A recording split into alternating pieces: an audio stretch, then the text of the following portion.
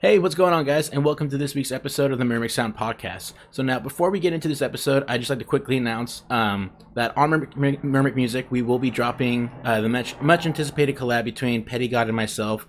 Our track, Killshot, will be available on all platforms May 18th. So if you haven't already, visit the pre-save link down below in the description and go ahead and add that to your library. Any pre-saves would be greatly appreciated. Thank you so much, guys. Be sure to like, subscribe here to Murmc Music for more content, more music heading your way. And yeah, let's get right into it. So this week's episode, we got our dear friend Entrophic on the podcast, and it was just one hell of a time. We've known this guy, Gavin and myself, we've known this guy for about 2-3 years now, and as always, anytime we're in the room together, we're always just having a blast. So without further ado, let's get into it. Howdy, howdy. Thanks for having me. Always. Everybody's having a good time. Chickens. Hello, chickens. My goodness. But yeah, man, we're live. We're here direct, live on Twitch, here on the podcast. We got Idesi and PETTYGOD in the chat. What's going on, fam? Good morning, guys. Ooh. Thanks for being here. So we This got is what the I man... look like. this is what he looks like. The man of the hour here. So Entro, big man with the heaviest and most fucked up guttural glitch sounds I've ever heard in my life. Yep, and that's probably just my favorite thing to do to any sound. I just love fucking it up, but in a way that makes it sound cohesive to something else, so that I can basically play it off a little bit. Exactly. So what have you been up to lately, man? Let's kind of, before we formally introduce you to the our esteemed internet audience, what have you been up to lately, man? I have been working hard every weekend to put some sort of either EP or album together by the end of this year to have at least a few different tracks that are fully mastered and at least something that I created, albeit, I am trying to wiggle ways into, making them a little bit better, improving them along the way. Ideally, I want to have just, a cohesive project, and then maybe a few collabs along the way to try and just basically expose myself to different sound design, incorporate that a little bit more into just kind of breaking down different barriers that I kind of encounter when I'm producing and trying to look for new sounds. So that really helps to open my perspective and clear things up, and then carry that into every other track that I'm looking at. Cheers, So, ECKA. Cheers. absolutely, cheers. Wake and bake. The perfect time for What- a wake and bake. What's crazy, it's a wake and bake for me, too, because I overslept and it's now noon. Yeah, that's right, you're East Coast. Like if you notice, we're like perfectly nestled in between like the the time zones perfectly. So it's like Facts. I'm here West Coast, Entro is 2 hours ahead, and then Gavin's an hour ahead, or Time zone 3 hours. diversity. Ahead. Yeah, my bad. I meant to say an extra hour ahead on top of that, but brain fart. Makes sense. So Like that. I guess the people also want to know who is and is it entrophic or is it entrophic? It is Entrophic. Ideally, the name to me is a little bit mix of the things I like and things that were my passion kind of growing up, which kind of related to science. Entropy obviously is just measures of chaos in a system. So that's basically how much things are like bouncing off of each other. If you have like a microwave, right, you turn it on, that's an increase in entropy. So just as a small example, but basically there's trophic levels as well. So you have entropy and trophic levels, which basically is like a food chain, if you will. So it's basically just layered chaos in some sense. So that doesn't really make sense to a lot of people. So I was like, I think Entro is just a little bit easier, and it kind of rolls off the tongue a little bit better. And on top of that, you don't have to worry about how the hell do I pronounce that. So Well, I think the shortened version works better. Let the record show that it's technically entrophic. Technically. Through something similar recently, I completely changed my name because I had more than one person tell me they couldn't pronounce it. A lot of people, like, I remember when we were in Idaho, a lot of people were like, so how do you pronounce your homie's name? Yeah, So so I literally it's looked like, at people. I'm like, you got to say with like the thickest, most ridiculous Boston accent on it. You got to be like, fizza, fizza Oh prize. my God. And yeah, they're and like, like yeah, I it can't say it makes like sense, that. right? It makes sense to me because regionally, like that's how I would say it. And then on top of that, like it's based on Fisher Price, which is a kid's brand of toys, right? So like after that, and I was like, all right, how do I fix this? Because I thought it was cool because I would be able to talk about it. Like people would say it wrong, and then I'd be able to correct them, and it would like leave an impression. But really, it just like got on my nerves having to explain it all the time. So I was like, all right, let me just rethink this. And then I was like, and then this guy who I consult with, he Mhm. was like, yeah, you should just use your real name. It's a pretty cool name. And I was like, all right, word. And I was like, I can't just be Gavin. Like, that's lame. So I was like, all right, I'll go back to my birth name because it's not actually my name anymore, but it's still kind of my name. So if anybody tries to steal my money or say that they're like, oh no, I'm Gavin Quinn, I can be like, bro, it's on my birth certificate. Like, I That is think, a pretty palatable name, though. I kind mean, of Euro. It's a little Euro, which is I get, preferred for I could my also, style. I could also hear people like, yo, you trying to catch GQ set?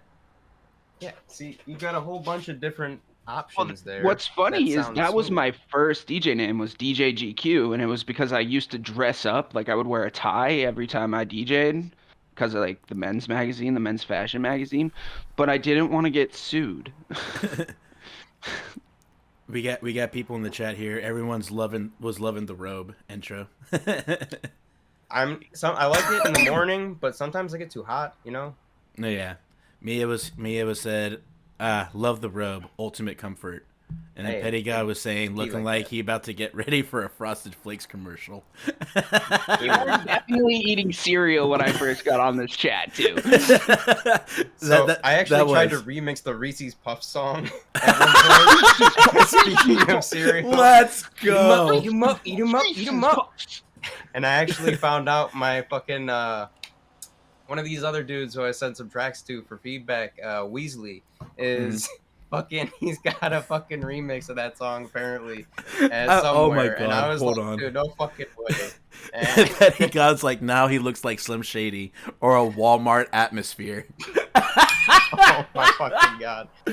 Funnily enough, I wrote some sick ass raps, but like, I mean, either way, we're not Sick gonna ass talk. raps. We're not though. gonna talk about those right now because they're still in the works. Yeah, we're not going to talk about those. I'm It's not a And like rapper. actually, I I still gotta do that shit that you were rapping. I don't know, it was like a few months ago, but I got those tracks too.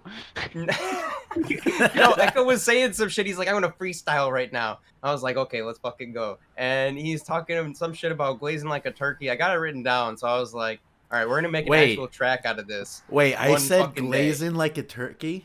Some shit like that. And I was like, we're gonna Oh, no, fucking I remember the line now. It was you looking glazed like a honey bun.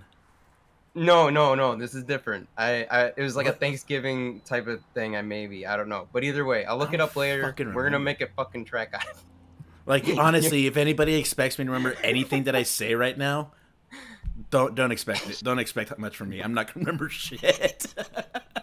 Best Like, yeah, you said freestyle this in a line I freestyle. ever said, I was like, bro, I'm not gonna remember that shit. right? That's why I wrote it down. I was like, this is track material. I was like, we could do Well, this. thank you. We'll find somebody to rap on it. We'll get Gorlock to fucking rap on that shit. Hey, maybe. I mean, I could do it too, but I'm gonna have to do like 14 different takes and just be like, all right, well, this one I just sound like a bitch. And this one sucks. That's what I you just know. said, like a bitch. The layering comes in nice too in comping. You can like really cut things in. The best freestyle line I ever said was, "How dare you declare what it be to be a Care Bear and stare?" Get 'em. Okay, that's some bars right there. I just watched the Robot Chicken with the gummy bear thing. Oh my god. Gummy bear. I remember this one time when I was freestyling with some homies back in the day. There was one line that I'll never forget, and it was I wrote it down too, and I have it memorized. So I in the freestyle session, I said, "So I'm gonna channel my inner animal. I'm a cannibal like Hannibal. When I spit it, baby, it's coming flammable." And people were just like, "Oh, that was cold." Like that meme when the guy just goes, "Yeah, super hot fire." Get him. I'm not a rapper, but I'm about to end this man's whole career. I love that motherfucker. Like every time I see a new video pop up, I get so hyped over it.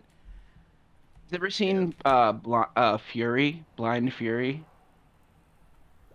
Movie Like or Fury? Yeah, no, he's a freestyle rapper. He's rapper. blind, and yeah. Mm-hmm. Yeah, he does. That He does Twitch motherfucker. streams. Yeah, he's just like gets drunk and spits the dopest freestyles I've ever heard in my life. Dude, that dude is insane. Yo, we got Dynamic Sound in here too. What's good, Dynamic? What? Dynamic. Bruh? And the Witch Doctor is tuned in. Our good I friend. just the Witch realized Doctor. PETTYGOD said, "Fuck you, Lucy." Fuck you, Lucy. Wyland in the background. Right? Why don't in you the back see of that her? shit. No, we Oh my heard God. like you could faintly hear her working in the background for a little bit. Jesus. What Witch didn't Doctor hear said, that. "Fuck yes, Blind Fury is a beast." Yeah, for God sure. said, "Yep, dude got bars for sure." Damn, I gotta check him out. Yeah, it'll blow your I've heard mind. You know what's one freestyle that I recently found? Like What's that? What's that? the Chris Webby freestyle when he was on Shade 45. He's a beast. He's That- from Connecticut. That Like dude. I've been listening to him since I was like 14 years old. Like him and Mac Wasn't Miller. he- Yeah, I was gonna say he was around same time as Mac. Yeah. Yeah, it's Mhm. like Sammy Adams started them off, and then Mac Yeah. kind of He's like that took over college that. rap style, right? Brat Yeah. rap is what they call it. Yeah. Yeah. I love it. Like I was on G Easy before everyone, and Hoodie Allen. Dude, Like- I love Hoodie Allen, Oh bro. my Hoodie god! Allen, Yes. sick. And who's the other guy? Mike Hell yeah. Stud. I saw Hoodie Allen open up for Mod's son like 5 years ago in San Francisco. Mary Avril Lavigne. What's son? Mod's son? No. He don't was know. dating her. Step. Yeah. I know she just got married. I think it was him, bro.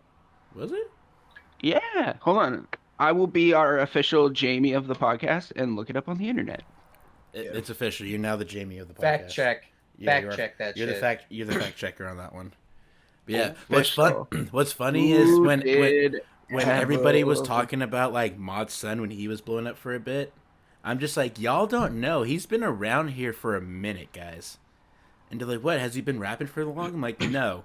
But he was in a pop punk band that everybody loved. Oh yeah, Mode's son. What pop punk band was he in? 4-Letter Lie. Oh, I never heard of them.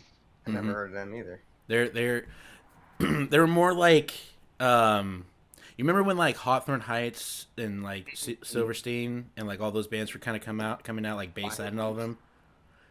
They were so 4-Letter Lie was on the same label as all of those guys when they first started out.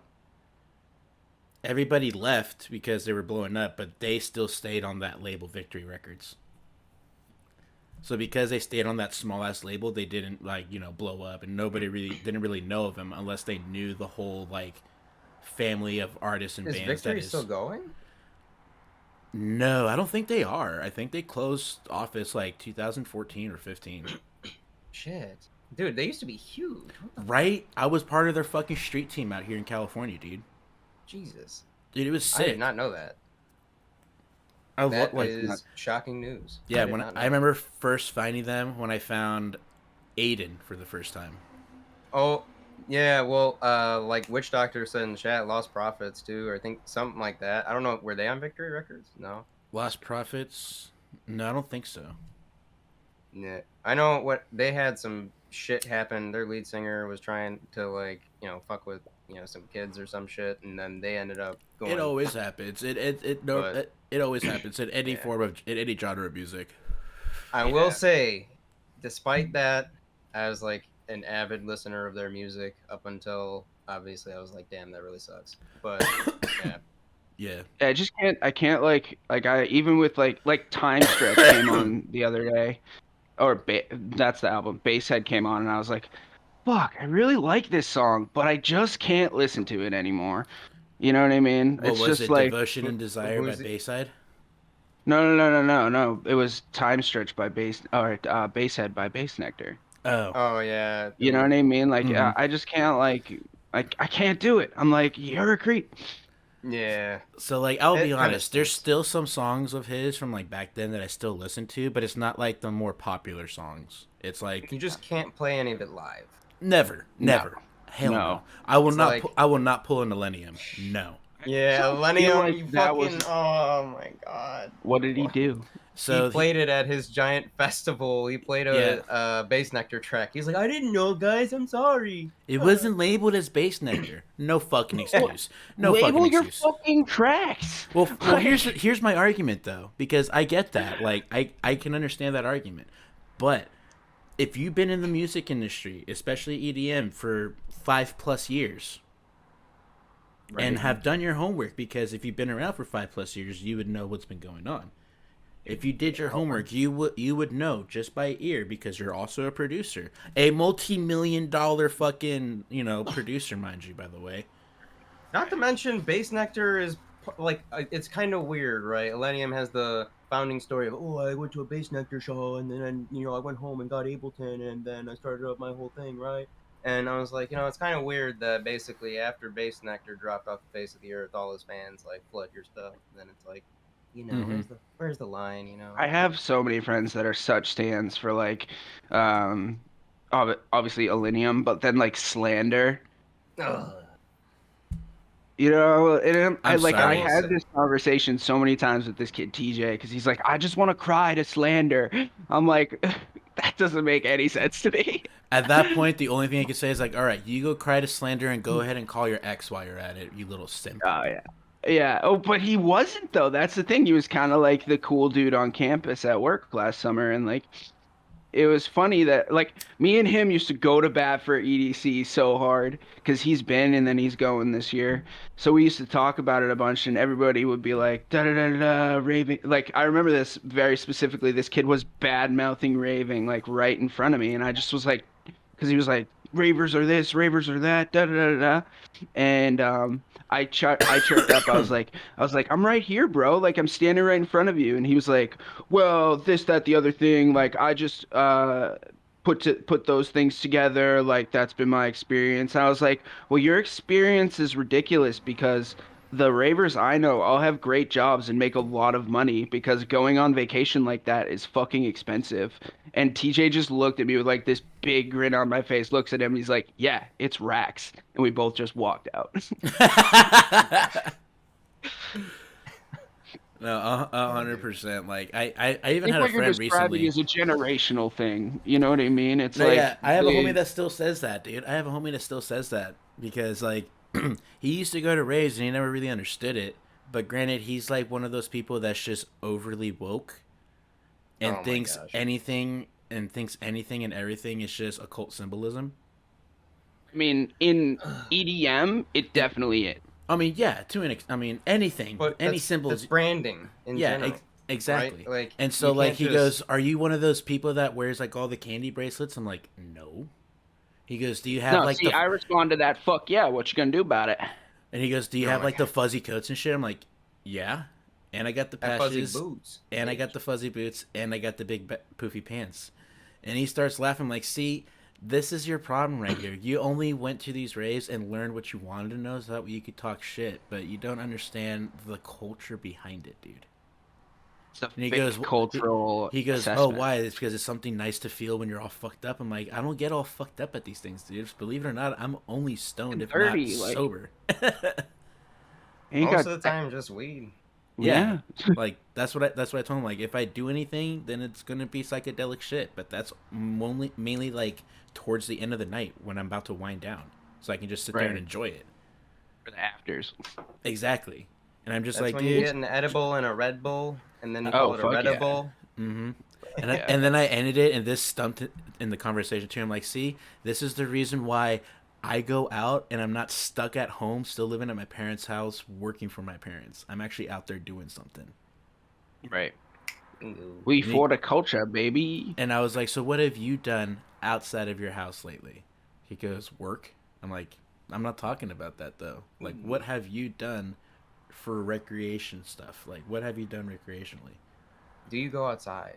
And he goes, nothing. I'm like, yeah, all you do is you smoke weed, you play video games, and you work at home, and you fucking make house calls for fucking car detailing. And you want to talk shit up to me about what I do in my culture when you don't do shit. All you do is you sit here, read everything up on the internet, watch every fucking thing on YouTube about conspiracy theories, and believe everything you fucking think, and driven yourself so paranoid that you don't fucking socialize anymore. Yeah, I've been in that hole for sure. And I'm not saying it like it's a bad thing, but it's just like, dude, like there's a level between preparation and being aware, and just being complete like paranoid about it and letting it rule, like basically take hold of your life. Yeah. I mean, some people just listen to way too much Rogan. You know what's funny is he like completely like talks shit about Rogan. Really? Mm-hmm. There's like no 5 argument. channels He's one of the most woke people. Well, there's like 5 channels that he's recommended me to check out, and I just can't think of him right now, but they're all like substantially more credited. They're basically saying the same shit as Rogan is, but they just have more factual evidence behind it. And they could pull it up right there. Like Rogan is the epitome of like right-leaning wokeness, like, and well, like he's probably like on the left side of the scale, and then this guy is like the other side of the scale, like fucking witch doctor. Oh my God. You know what I mean? Yeah. Sorry, I just looked at the chat. I just looked at the chat. Oh my God. Trades whale for a quiddy of K. Oh my God. That's what a whale's worth. Whales are super important, dude. I love whales. Mm-hmm. Dolphins Believe it or not, you are could pretty actually make whale milk. Think about that. What would whale milk taste like? They're like the cows of the sea. I don't want to know though. Yeah, I know that. Like, I'm sorry. There's just some things I want to know and want to find out, and there's just some things I'm just like, yeah, I don't need to know. I don't even care if it's fucking blue milk, like from Star Wars. All right, I don't even care if it's blue milk. All right. That I do not could care. be like, what if it's just like cotton candy? No. Ew. What? Nothing should taste like cotton candy except for cotton candy. Thank you. I don't need that. They make banana milk. That kind of tastes good. But that's different because what would you do with bananas and milk? How do you milk a banana? No, it's basically like a smoothie though. Well, kind of. See, there you go. So it's not really milk; it's a fucking shake and it's a smoothie. Ha! I mean, yeah, kind of. Basically, at that point. But then, would you say orange juice is just an orange smoothie? No, because that's the juice and the nectar of the fruit. Because but what if the it fruit has a lot of pulp? It's still bearing the nectar and the juice. It still bears nectar and juice from the fruit. Well, here's the thing about a smoothie: it's required to have milk or yogurt in it. Mm-hmm. So if it's just fruit, it's a juice. And then if it's got yogurt and milk, science. Oh my God. By the way, guys, happy International Star Wars Day. May the 4th be with you. Hence the Grogu shirt. Oh my God. I had to get that. We should have all dressed up, but you know what I have on my chair? Oh, Star Wars. Everybody has Star Wars but me. I have a robe, so I can just pretend to be a Jedi. You can just be a Jedi. Yeah. No, all right, I'll put it back on. Well, technically, with the color robe you have, you technically can pose as a Teresian noble. There we go. One Eka goes there we go. Now I'm in the band. In the band again. The band's getting back together. Speaking of bands, I can't wait to work on this live project with you. We're not saying anything about it yet, guys, but there is a project coming. There is a project coming. Like Ableton Live. Did you get 11 yet, Entro? I do have 11. I think I've had 11 for a while. I even have the beta. I just upgraded to 11 yesterday. Dude. 11 Suite has like just so much shit for Max for Live, especially that's free. You can go and download that. Basically, is just huge additions to sound design and other things. Like if you could Like somehow, convolution reverb. yeah, like Convolution Nice. Reverb Pro is sick, and then there's a few different other ones that you could basically use for smaller touches, and all of it for the most part is free. There's a few that are paid for that other people obviously would like, die by the sword type of thing for, because like I mean we all have our plugins, right? So it all Mhm. depends on how you can use it and how you can incorporate it into your sound design, because if it's not something that like works for you, then it's like you'd spend more time trying to figure out how it works than you would applying it. So Yeah. with that, like the descriptions are pretty good. Like some arpeggiators, some I guess like random note plugins where they'll just play like random shit that you Interesting. could use. Yeah, it's like insane, dude. And I don't know who makes all these, but they're all free. So you could just go up on there, download a whole bunch of them, try them out, and if you like them, you like them. If you don't, Which you know plugins are which these ones are again? solid. So The Max for Live plugins. yeah, You probably have to Uh, go to the Ableton website, right? mhm. yeah, you have to go to the Ableton website, but they have like different like ones like granulator, like gated delays, pitch loops, envelopers, spectral Witch Doctor over here. distortion stuff. They've got a whole bunch I of gotta different pop out things. this chat. I'm doing a bad job as the Jamie. Well, Oh my god. well, I went It's to all good. open my Twitch app, and the Twitch app just goes, "The Twitch app is no longer with us. Please go to twitch.live." I'm like, that's Oh whack. I my don't want god. to have What open the a fuck? fucking. Complete control Yeah, though that's is why I'm actually saying pretty sick. we need to switch over and stream to YouTube. Well, we will. Why? Whoa, whoa, whoa. Whoa, Witch whoa, Doctor whoa, what? sounds like a Jamie problem. Although, going off of what Witch Doctor said here in the chat, where he says, "But I will always stand by Citrus," and I have over 19. Holy shit, 1900 presets. Fuck, that's insane. But Citrus is a Yeah. really, really powerful, and I feel kind of like an underrated plugin that Image Line provides in FL Studio. It's a really fucking, really, really strong. The stock plugins Yeah, on Fruity Loops are kind of bonkers.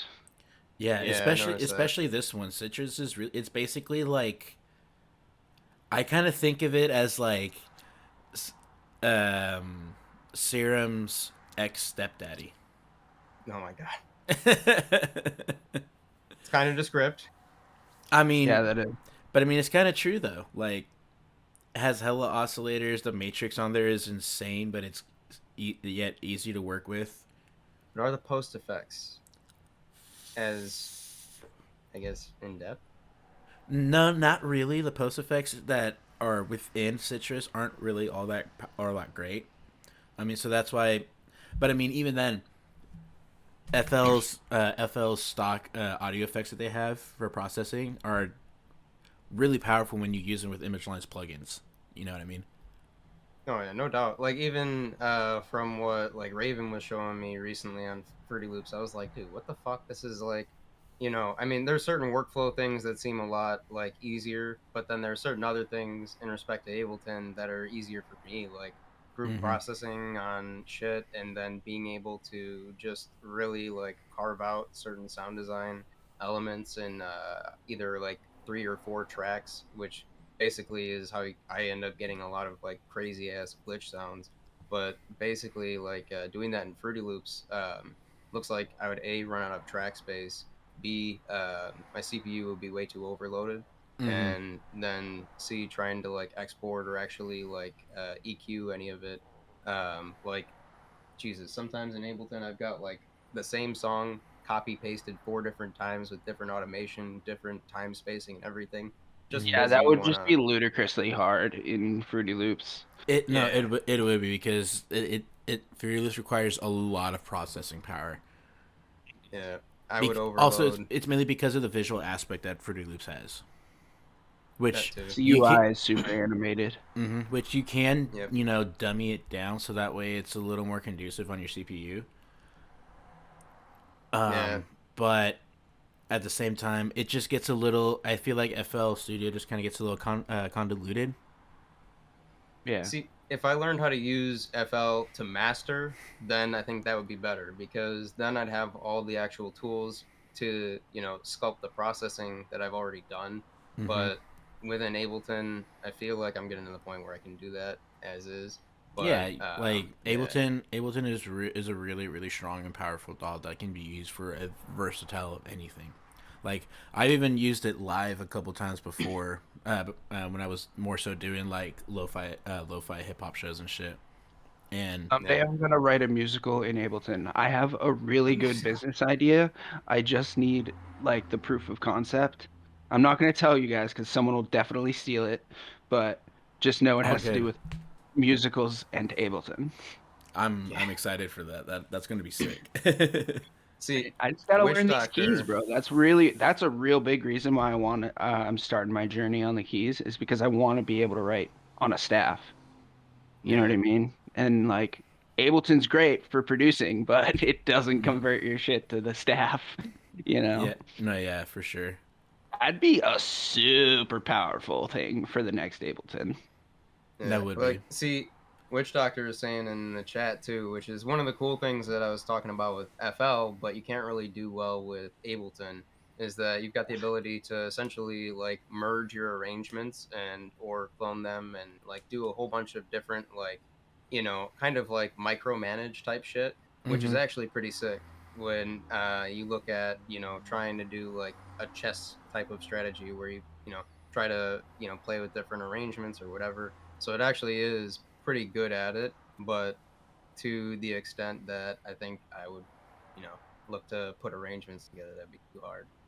Mm-hmm. But Ableton, the Apparently beta, FL does transcription. That's interesting. It I didn't does. know that. I used to write write scores in Ableton, and not in Ableton, in FL back in the day. Jesus, yeah, that's totally possible too. I mean, I'm Granted, pretty sure. that's when Export my the school. stems and put that in, Well, unless they granted, only do MIDI. well, no, it was all MIDI, but that was when I was going to school for scoring and music production back in the Yeah. day. And so I literally had everything at my disposal. So I just told my professor what I needed for what I'm trying to do, and he literally just gave me everything on behalf of the school. Yeah. So I Yeah, had that's the sick. whole contact library in 2013, Yeah, and I mean contact. the That's what you whole need. library. And I'm sitting here See, like I got I that right can. now. I'm sitting here. I'm just like I am Hans Zimmer. Yeah. I Something am about the timpanis, next. bro. I am the next Danny Elfman. I mean, if you want to, I got like a whole complete control, whatever, licensing or whatever. So if you wanted to play with the track, essentially, there's a way that I could let you essentially control my computer to use complete control, Mm-hmm. play with it, and stem something out for yourself, and then send it back to yourself, essentially. So, I see. That if you sounds like wanted some to, voodoo.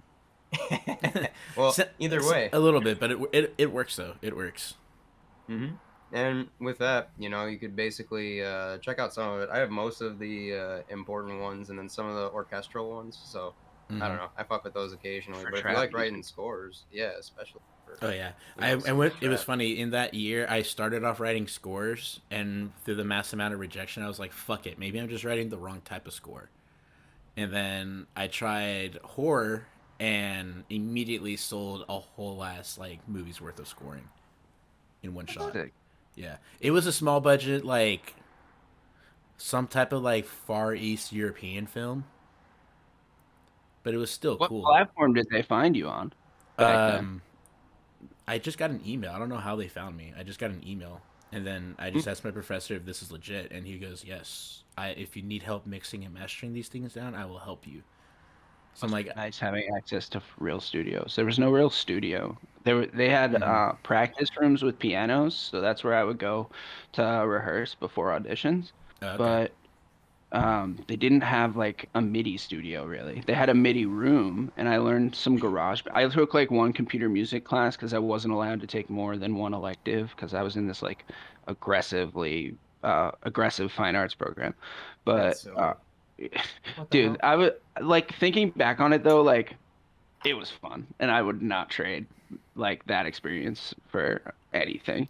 Oh, But yeah. stuff they like didn't have pottery, they didn't have though, a studio, that's so I fun. couldn't, and I didn't have like GarageBand on my computer, so I only had the time to like I could only go into the studio when it was into the room when it was open and work on stuff, and like that was what all of our projects were. So, and I never had time because I was always at rehearsal. It was brutal. I don't know how I did homework. Yeah, Yeah, I feel that. that's I insane. was fortunate enough when I was going to school. It was at a place called Pinnacle College, so it was literally a basically kind of like a JC type of environment, but it was registered as like an actual music college. Interesting. It was sick, dude. Like they had Reason classes, Ableton classes, FL Studio classes, Cubase, Pro Tools. Um, The See, Icon that's something that Collective, we but should it's an maybe actual start. college. If we started some shit like that within Murmc, I think that would be a super cool structure, kind of like foundation, for the direction in general for any producer who wants to look at it too. Because if you think about it, what's the one thing that people don't really get in respect to like looking into what it takes to be a new artist, or getting help to you know learn some of these programs and stuff, you know mhm. um being a centralized resource for something like that would be kind of like what's almost missing from the industry right now.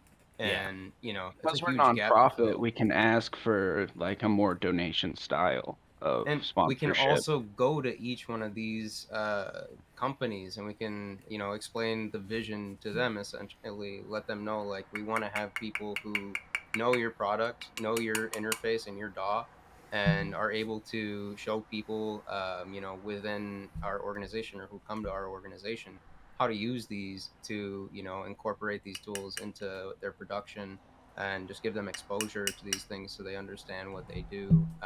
They can get comfortable with whichever one they like or something like that. But Mhm. being I don't know if they have FL certified instructors, stuff like that. I think they do. I know they have Ableton does. Ableton. No, Yeah, yeah, they One. all the instructors at this college were all certified instructors. So like, we should do that. so when I first got into it, my homie had Reason, and so that's how I learned how to produce and record stuff on, was with Reason. So first thing I did was sign up for a Reason class, and then halfway through, I'm like, this is ridiculous for what I'm trying to do. I can't do it with this because there's just so much going on. Because I could just layer the tracks, but the proper way to do the layering is just routing the audio from basically one plugin into the other plugin, and then basically routing both of those into your master channel. Because you Oh know my how like you goodness. can, because when you put your plugins in, you can switch the view to the back end, so you see like all the routing cables and shit. So it's just like, yeah, no, I would like literally the first like hour of me working on shit was me just routing shit on the back end of It's those like plugins. Reactor almost, or Mm-hmm. Yeah, oh jeez. I and don't I don't know. I can't do stuff like that. Have you yeah, guys ever seen a poly tracker? mm-hmm. No. That shit's wild. Entro, you It's would love it. it's insane, dude. What does it do? Yeah, so it's done. I can't remember if it's with MIDI or it's by milliseconds or something, but it's not like a DAW. It like runs in a cyclical oscillating like sequence, and it like only runs what you have, but it's a big grid-based system, so like you could have multiple things playing at once, and like my friend has one, and it tracks. So it's Yeah, somehow different than a MIDI control thing, but it also runs. It's weird, No, it's I but think I it's know what like you're talking it's about. like a step sequencer and a MIDI controller kind of put into one. yeah, it's weird. It, it's I Um, would it's actually weird, but love to play with that. yeah, weird but super powerful. yeah, wicked. It's old school too. Like people Mm-hmm. used to use them before like the MPC was like prevalent. Yeah, I think Fatboy Slim was using that shit back in the '90s. Still records on DAT. Yeah, Like he still there does. he's yeah, Jeez. like in his studio, he still runs like an ancient like Windows PC. Mm-hmm. To get that sound that he perfected back then, because literally, like right when we dropped that one song that everybody fucking knows from Fatboy Slim, um, Yeah, Funk that one. Soul Brother, check it out. Yeah, and that one. Literally, that's just him looping shit over and over again. He had no idea what this would be, and then Moby? what? Have you ever listened to Moby? I love Moby, dude. Love Moby, dude. Moby's sick. Favorite song, and this is because I skate to this and found it in one of my favorite skate videos. My favorite song is "Extreme Ways" by Moby. Best song ever. Like, they're all good, but Both that one, of his memoirs, they were really good. yeah, that song right there, though, "Extreme Ways." Every time I hear it, I'm just like, fuck. If I had a board on me, I would start skating right now. See, that's another thing that we could probably, if you wanted to, branch into as well. Because think about it, skate tournament, boom. Oh, dude, I got that shit on lock out here. I work with I work with the skate community out here. Yeah, and if you partnered with potentially some of those brands as well, you could even Totally. do giveaways for like some of their boards or some shit. That would be pretty tight. Yeah, I make their boards for them. Yeah. We could do that. Handmade Dude. boards. Think about that. Intro, that's outside the niche, bro. I mean, so the company that they are, they're called pretty there's two fine. companies that are joint under the same name, but it's Ambassador Skateboards and Joss Skateboards. But they're all under the Harvest Ltd, which is one of the churches that are out here. But nah, these guys out here, they fucking take care of the skate community out here in Solano County, dude. They host all the events, do hella product toss, and all the product toss is just donated product from the van store that I used to work at out here. So like dude, before I I think left, that's the one community where you see that shit happening nonstop. Where oh people are dude, just it's like, amazing, bro. Yo, have this. You. What I've noticed though Take is this. it's so volatile that like I feel like it's so saturated too because like everybody knows Alien Workshop and everybody knows Spitfire and everybody knows Birdhouse and like even to an extent like the level of city boards, like everybody knows them and the Oh, dude, people that are I on used the to same. ride. I used to ride city. Yeah, me too. Back by popular demand. Intro, here's a rapid fire question. This is gonna be a thing that I do. I randomly am gonna just drop rapid fire questions in the middle of podcasts. So here's a So- rapid fire question for you. What's your favorite Eminem song and why? And we'll go around the horn on it. Ooh, that is tough. I'd have to go back and say, what was that EP? Low Down and Shifty. So, that's probably my favorite of any of his tracks because it's just basically like him ripping into himself, but also just like that darker sort of element that you expect from Eminem or Slim Shady, you know, whatever you want to call him back then. He was just like on point with most of his verses, his flow, and then on top of that, it's like every one that he dropped, I was just like, what, like, what the fuck? That was a solid. That was a solid ass EP too. Yeah, and you know, with all due respect, some people's you know, like Relapse sucked. I'll be honest, Relapse was like the first taste I got of Slim Shady since, you know, like maybe like I want to say a track or two on Marshall Mathers EP.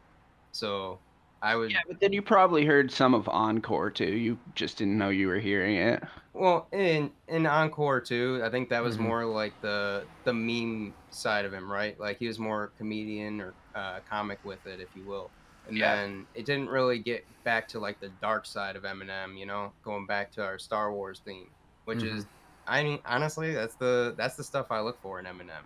I like the dark side of rap. I like to, you know, hear the shit that people don't want to like essentially talk about or hear, because basically, you know, in my head, that's what rap and music is about. It's about being able to talk about these things that essentially is a, you know, problem topic that maybe nobody wants to approach, even if it's about yourself in any respect.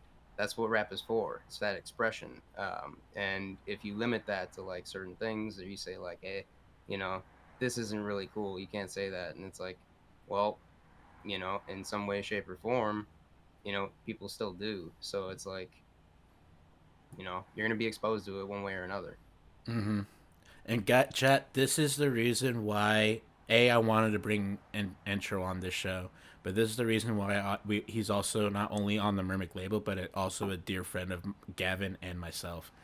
The way that he explains shit is exactly how Gavin and I would break shit down, and I fucking love it. That was beautiful, dude.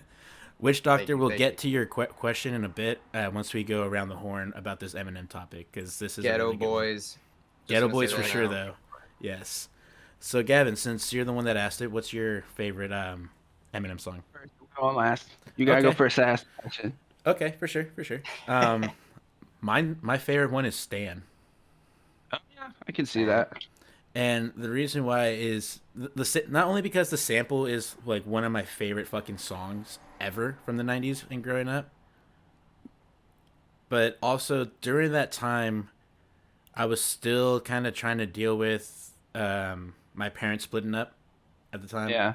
And still kind of, I guess at the young age that I was at, trying to figure out what I wanted to do with who I was, because this song really sat here and made me think. And it was iconic, like 100%. Very iconic. The video is like that before. Every time I hear it, I still cry to this day, dude. Like that shit moves me, bro.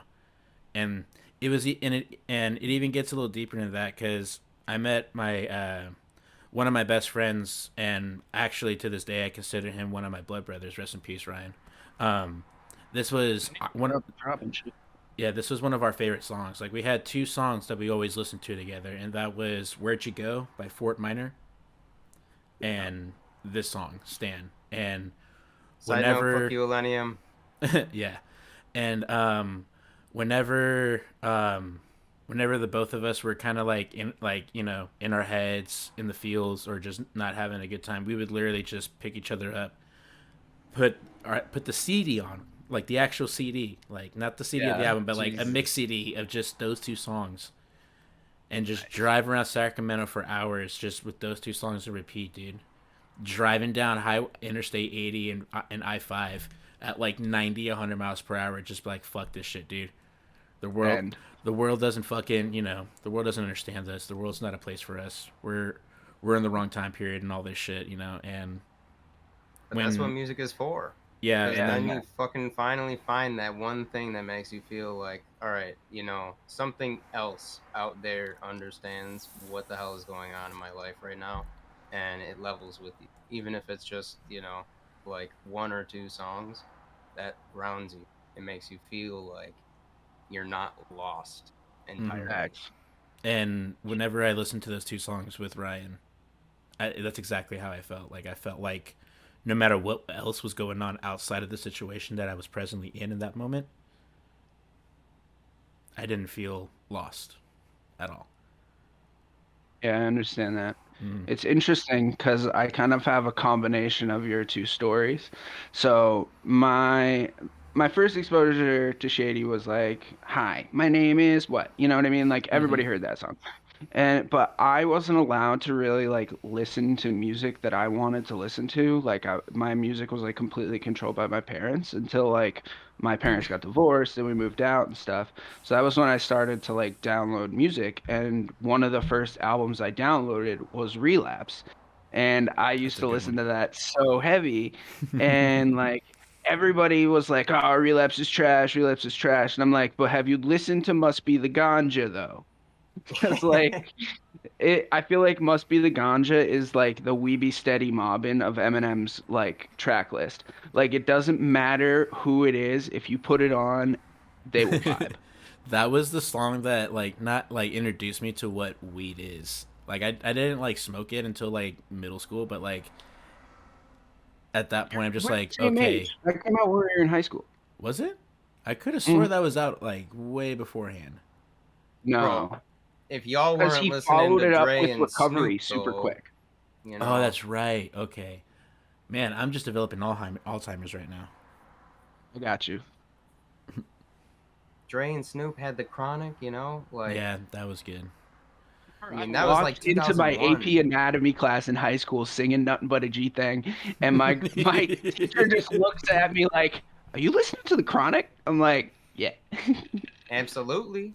I remember one day walking in listening to Hyphy by the Federation, and my geometry teacher just going, "Respect." Oh my God. Yes, Mia, we know. My memory is shit. We know this. I'm I fried. feel like that sometimes. Jesus. However, I do remember that Witch Doctor asked all of us a question here. What did he ask? He's been blowing up the chat. We love it. Yeah, we love you, Witch Doctor. Thank you for He's tuning in. talking. He's He asked talking us about here. Crino, Ghetto Boys, or Klondike Cat. Oh, he was asking you if you heard those. All right, so you gotta fuck one, kill one, and marry one. Go. Oh no, we got one for you that you missed out in the chat the other day. Thank you to Skimpy in the server. Oh, So, what's that? Oreo, Chips Ahoy, Nilla wafers. Fuck one, marry one, kill one. Go, Gavin. I'm gonna kill Nilla wafers, marry chocolate chip cookies, and fuck Oreos. I Because I am literally like offended. Oreos. I am offended. Yeah, you know what I did used to like though is like those Oreo thins. They were like 100 calories. Like my parents put me on a diet, and those were like the only things I was allowed to eat. Oh Jesus. God. I was on a diet like when I was super young. It was like super fucked up. I feel so bad for you that you had to eat the thins. What the Yeah, so fuck? I never really liked Oreos. Get the thins off of the hey. fucking counter, America. We don't need that shit. This is America. Witch Doctor, and just so maybe you could go ahead and see there. You can't really read it, but it basically says something along the lines of not following a path and just taking your own shit. But basically, some Robert Frost for you. Robert Frost. Back to the question that Witch Doctor was asking, though. He said, what piece of literature has made the biggest impact on your personal philosophy? And he said, mine are The Giver, Fahrenheit 451, and The Wheel of Time, and Robert Frost's The Road Less Traveled.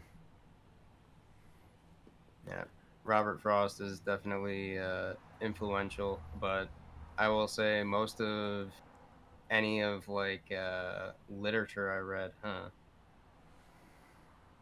I don't think I read too often, honestly. Like it's more difficult to read long books because I don't have the attention span to do it. But if I had to say in any respect, probably like lyricism aside, probably like some Linkin Park stuff in terms of philosophy, and then I don't know. I'm Just surprised they haven't written a book. Yeah, I know they got a whole bunch of stuff, but They do. They have a book?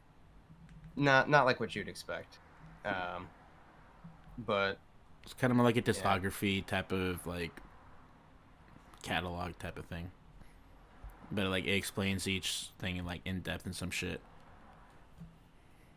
Word. I'm trying to think of what mine would be. Definitely 1984 is one of them because that was like one of my favorite books reading growing up. That's true. 1984 is actually a crazy book because that's basically like what we're living right now. No, it's pretty relevant to what's going on right now. Yeah. Another one I would have to say was what's that other book I'm thinking of? Did y'all read a book called Night before? Yes, No. Night. Mm-hmm. And it was like it was about Holocaust survivors, recollection of basically when he was a kid. Yeah. Yeah, I read something like that way back in the day. I don't think it was called Night though. Another one, that's the name of the book. Walden by Henry David Thoreau. Yeah, I like Thoreau a lot. Walden. Why does that sound familiar? I was introduced to that when, unfortunately, back then during my more rambunctious, youthful, rebellious days, when I was locked up in county. I was allowed books, so I was like, cool. And I was just looking through, and I asked the guy who was running the library what's a good book that he would recommend.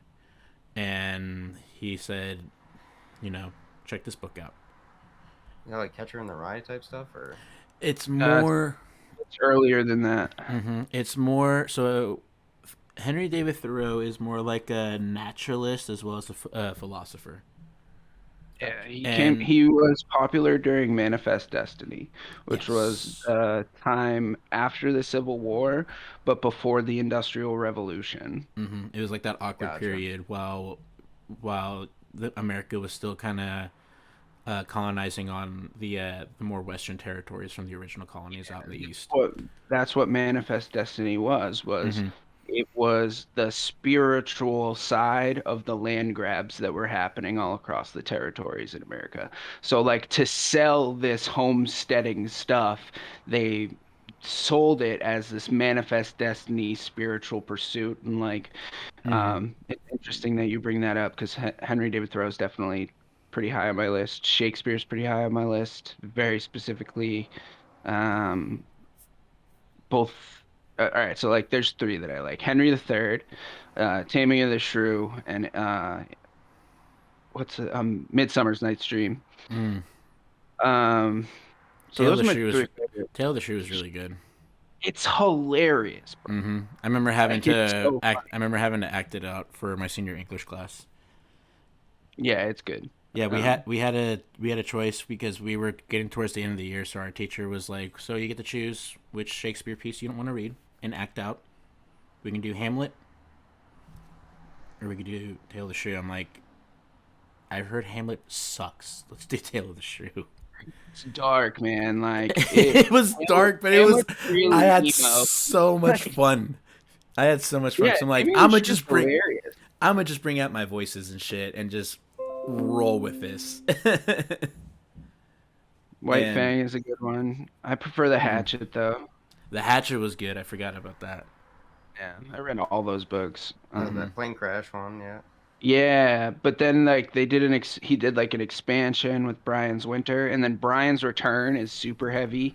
He basically comes back and like beats the ever living shit out of a kid who was fucking with him because obviously he just came back from a crazy survivalist PTSD ridden like Experience, experience. yeah. Right. So then he's like, all right, well, I guess I don't fit into the world, and he just like packs up and moves to the Alaska wilderness and doesn't come back. Hmm.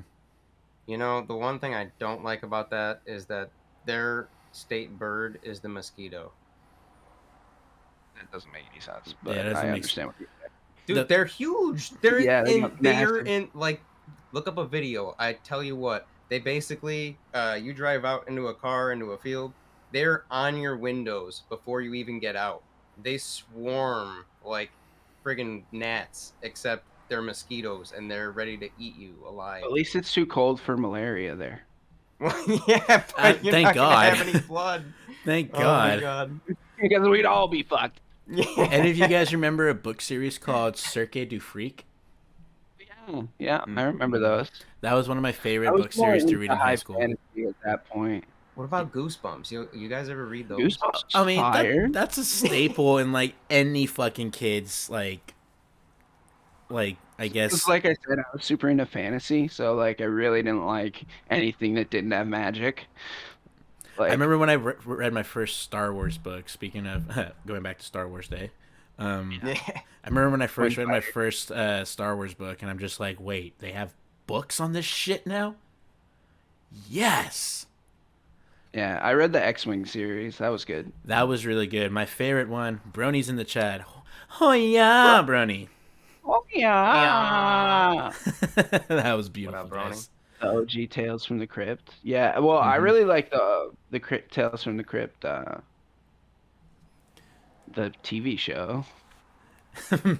Mia, TV show. Mia with the Oh my fucking god. Catholic response over here. May the fourth Don't be say with you, that in and church also with anymore. Also They you. with say you. in and with your spirit. They don't say and also with you. Let us hello there. Hello, Gentleman Joey. The fact that I worked so hard just to get that hello there perfect now is like ridiculous. Anytime I see hear someone say hello there, I'm like, no, dude, you gotta say it right. Hello there. Gregor is an Hello absolute treasure. He needs to be protected at all costs. Yeah, yeah. Like he really did save those prequels though. Like if hadn't had him, like if he had been any worse of an actor, Hayden Christensen would have dominated that screen and that would have been the last thing that we needed. I mean, he still did. Yeah, but like you gotta remember that whining is hereditary, so we had to hear him whine because Luke whines through the first whole movie. I know. There's this drinking game me and my friends used to play where we would drink every time he whines and we would never get to the Empire Strikes Back. We would always be fucked up. See, that's how I felt about the Harry Potter books too. I got up to the 5th one, and then I was like, okay, all he's doing is crying about shit. There's not a lot of magic happening. Speak ill of my I was baby. like, what do I do here? Yeah. Like, I'm reading Harry Potter for magic, and I'm only getting crybaby shit. I was like, I don't like this. Any of y'all ever heard of Quidditch Pong? No. No. So it's beer pong, but in Quidditch form, right? Oh my so, god. Okay, so you have, your regular setup, right? You have your regular setup, but you have the golden cup. So, like, if you land in that cup, both shots consecutively, you win the game. Oh, interesting. And then in the middle, you have your 3 posts. You don't have to. You don't have to shoot through it, but you could. Okay. And so if you get it through the hoop and in the cup, do they have to drink more? They can't. They have to drink 2 if you get it through the hole and in a cup. Okay. Your partner doesn't have to sink another one. And they can't call a rebuttal. Okay, interesting. Mm-hmm. So, how big are the circle? Like, you fit like a? They're like about like a size like the size of like the outer circumference of a donut. Okay. Oh, that's small. Well, I mean, it's big enough for like a ping pong ball or something. Yeah. You play with a ping pong ball, obviously. Yeah. True. Interesting. It's fun. It gets. Have really you guys fun. ever done a frisbee chug? A frisbee chug? Yeah. Guess how many beers fits in a frisbee? Like beer cans sitting on the frisbee? No. Like in the frisbee. I would say a whole 6er. No, 3.5. So it's exactly 40 ounces. And we used to do this thing called jug races. And so, like, you fill it up and you have to sit it on the corner or, like, the side of a table because you have to get down and, like, get on your knees and drink it like that because it's so full that you need the table to keep it from spilling all over you. And we used to do races. And the fastest time I've ever seen it done was 12 seconds. Damn. Jesus. It's like the boot, but for frisbees. Exactly. I mean, I haven't done that, but I've done I've done a really long beer bong once. Yeah, those are fun. Beer bongs are fun. Shit was like I 7 feet, dude. don't drink like that anymore. I don't drink at all anymore. Thank God. This was a 420 that I played with my old reggae band. So when we played 420, we always played at this spot out in Davis called the Turtle House. And the Turtle House is basically like the central hub for all of like the college student parties in Davis. So like every like picnic day that they would have, and picnic day is basically like an open campus day. So like friends and families can like come visit the campus and check it out and all that shit. And so, so bicycle day would be on for two groups of people, everybody else, and the students. And the students takes those 2 days during the week, no matter what day of the week it is, take those 2 days to party it up. And normally it lands on 420. So we're playing, and during our set, I see people hucking bags of weed at us, like throwing joints at us. I'm like, fuck yeah, we're getting lit. So like I would reach down, grab a joint, and then I just see like the end of the beer bong hanging from like off the awning in front of us because we played on the patio. And then I see it, and I move away from my keyboard, and I look up, and I see this dude like looking for people to chug this fucking beer through. So I started waving. I'm like, let's go. So I get ready, and I'm fucking just chugging this thing. 7-foot long fucking beer bong, dude. He was on the fucking second story. Jesus. And everyone's just like, yeah. Story one time. That was fun. I got it all over shit. What? Spaghetti. I said I puked off the balcony one time. Oh, It got same. all over everything Yeah, same. because we were having a spaghetti night before our tournament the next day, and I gave my friend some money to go to the store. I was like, get something decent, and he came back with a fucking you remember Magic Hat? It was a Magic Hat like number 13 or something. It was like this dark fucking I think it was a stout. It wasn't a porter. It was a Oh stout. yeah, yeah. And we were eating mad spaghetti and taking mad bong rips, and I was like lost my chunks. Speaking of They which, called me Puxical for the whole next year. It was he terrible. called you Dangerous Pupsicle. mix. Yeah, I mean, the last time I shit. puked off a balcony, it went into someone's car because their sunroof was open.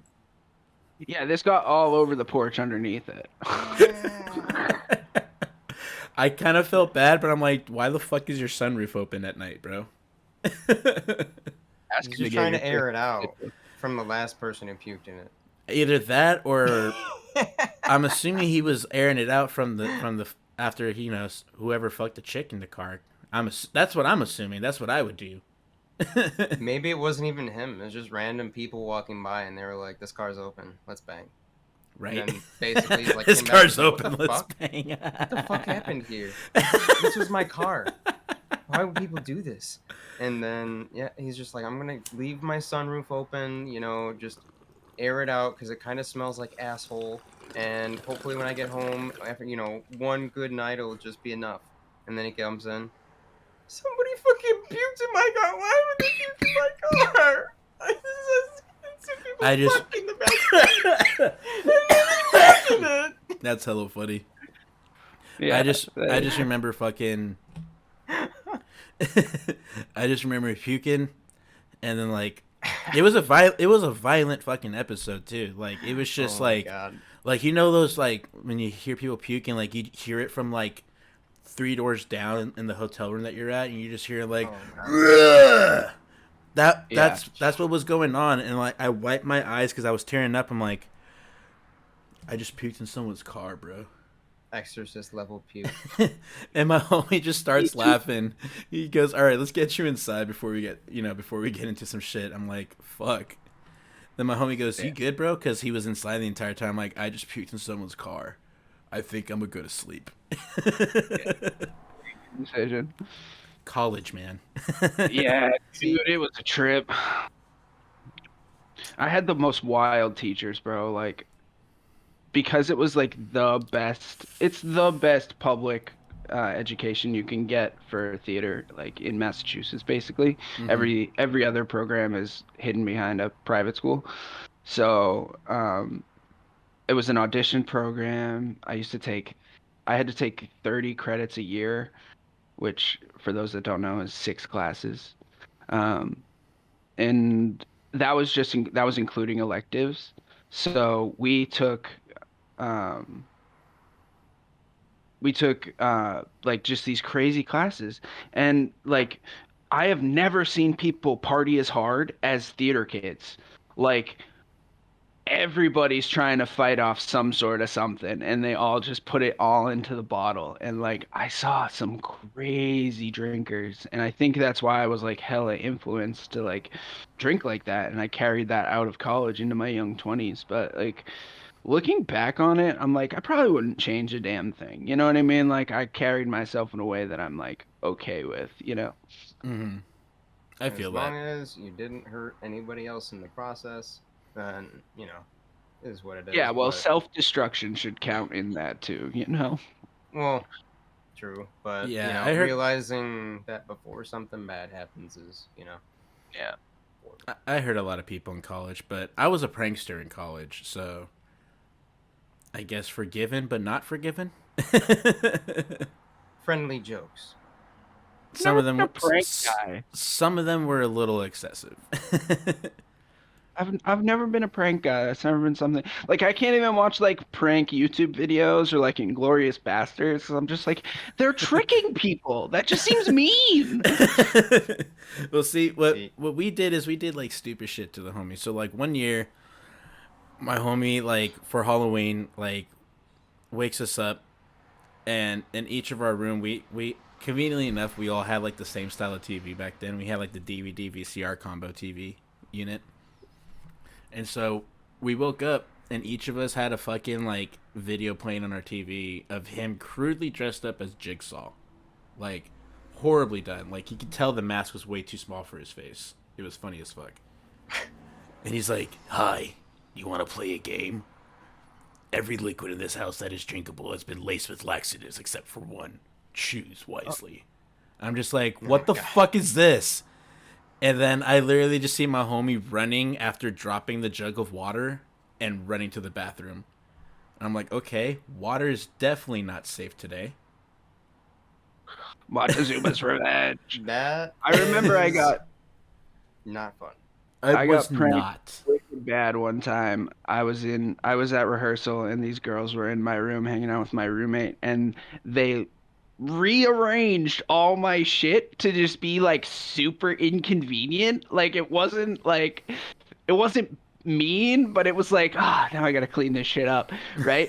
And I'm cleaning it all up and I'm trying to like throw on some comfy pants and just chill and do some homework or whatever. And fucking I'm looking for my Labrador sleep pants and I can't find my Labrador sleep pants.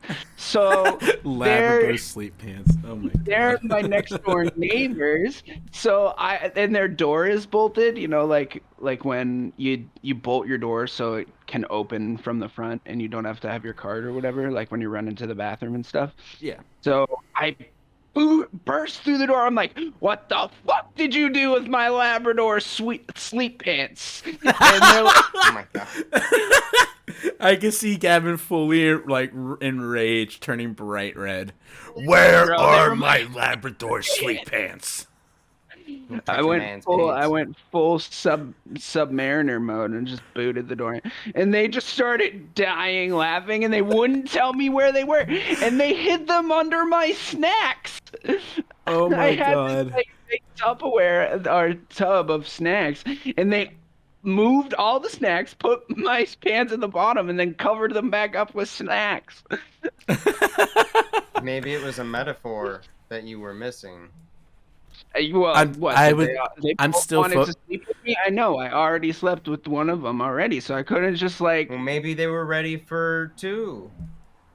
Nah, this second girl was a hella prude and like used to lead mad guys on, and I was like, I'm good. Yeah, you don't need that shit in your life. Fuck that shit. Well, maybe she was just saying, "Come over with the snacks and not your pants." In college, yeah. I went over to a girl's I'm house just once. kidding. I went over to her girl's house once because she said she wanted to smash, but there was no GameCube in the room, so I left. So I left. Never stick around. That's a trap. That no is a trap. GameCube. It's a trap. Liar. Cube. I came over to play. Oh, he video has a games. GameCube. Oh my god. Oh my gosh. This was my first, and Oh man. like, they're gaming it. There's a game in it. What do we got in there? GameCube was legit. Guesses. Give me your guesses. Super Mario Sunshine, Nope. Smash Brothers. Nope. I don't know. Mario Kart Double Dash. SSX Tricky. That was gonna be my third my fucking God. guess too. Put Yes. that in the not keep it in there, but I'm gonna do that anyway. Maybe I'll hook that up today. We have a Switch though, and I got a GameCube controller for the Switch, and that's pretty rad. I have a Switch as well, and the only thing I play on my Switch because I'm not banned on this game on the Switch is Paladins. Oh my god. Ordered that and tried it out. It was like okay. I wasn't impressed with the matchmaking. There was like nobody else like matchmaking. Yeah, it's because so Paladins is basically like the Kmart Overwatch. Kmart Overwatch. Which Pretty is much. worse than the Walmart Overwatch, but not quite as bad as the dollar store Overwatch. Wait, what would be Oh my God. what would be the Walmart Overwatch then? Valorant. Okay, that's fair. No, actually, I feel like that would be Target.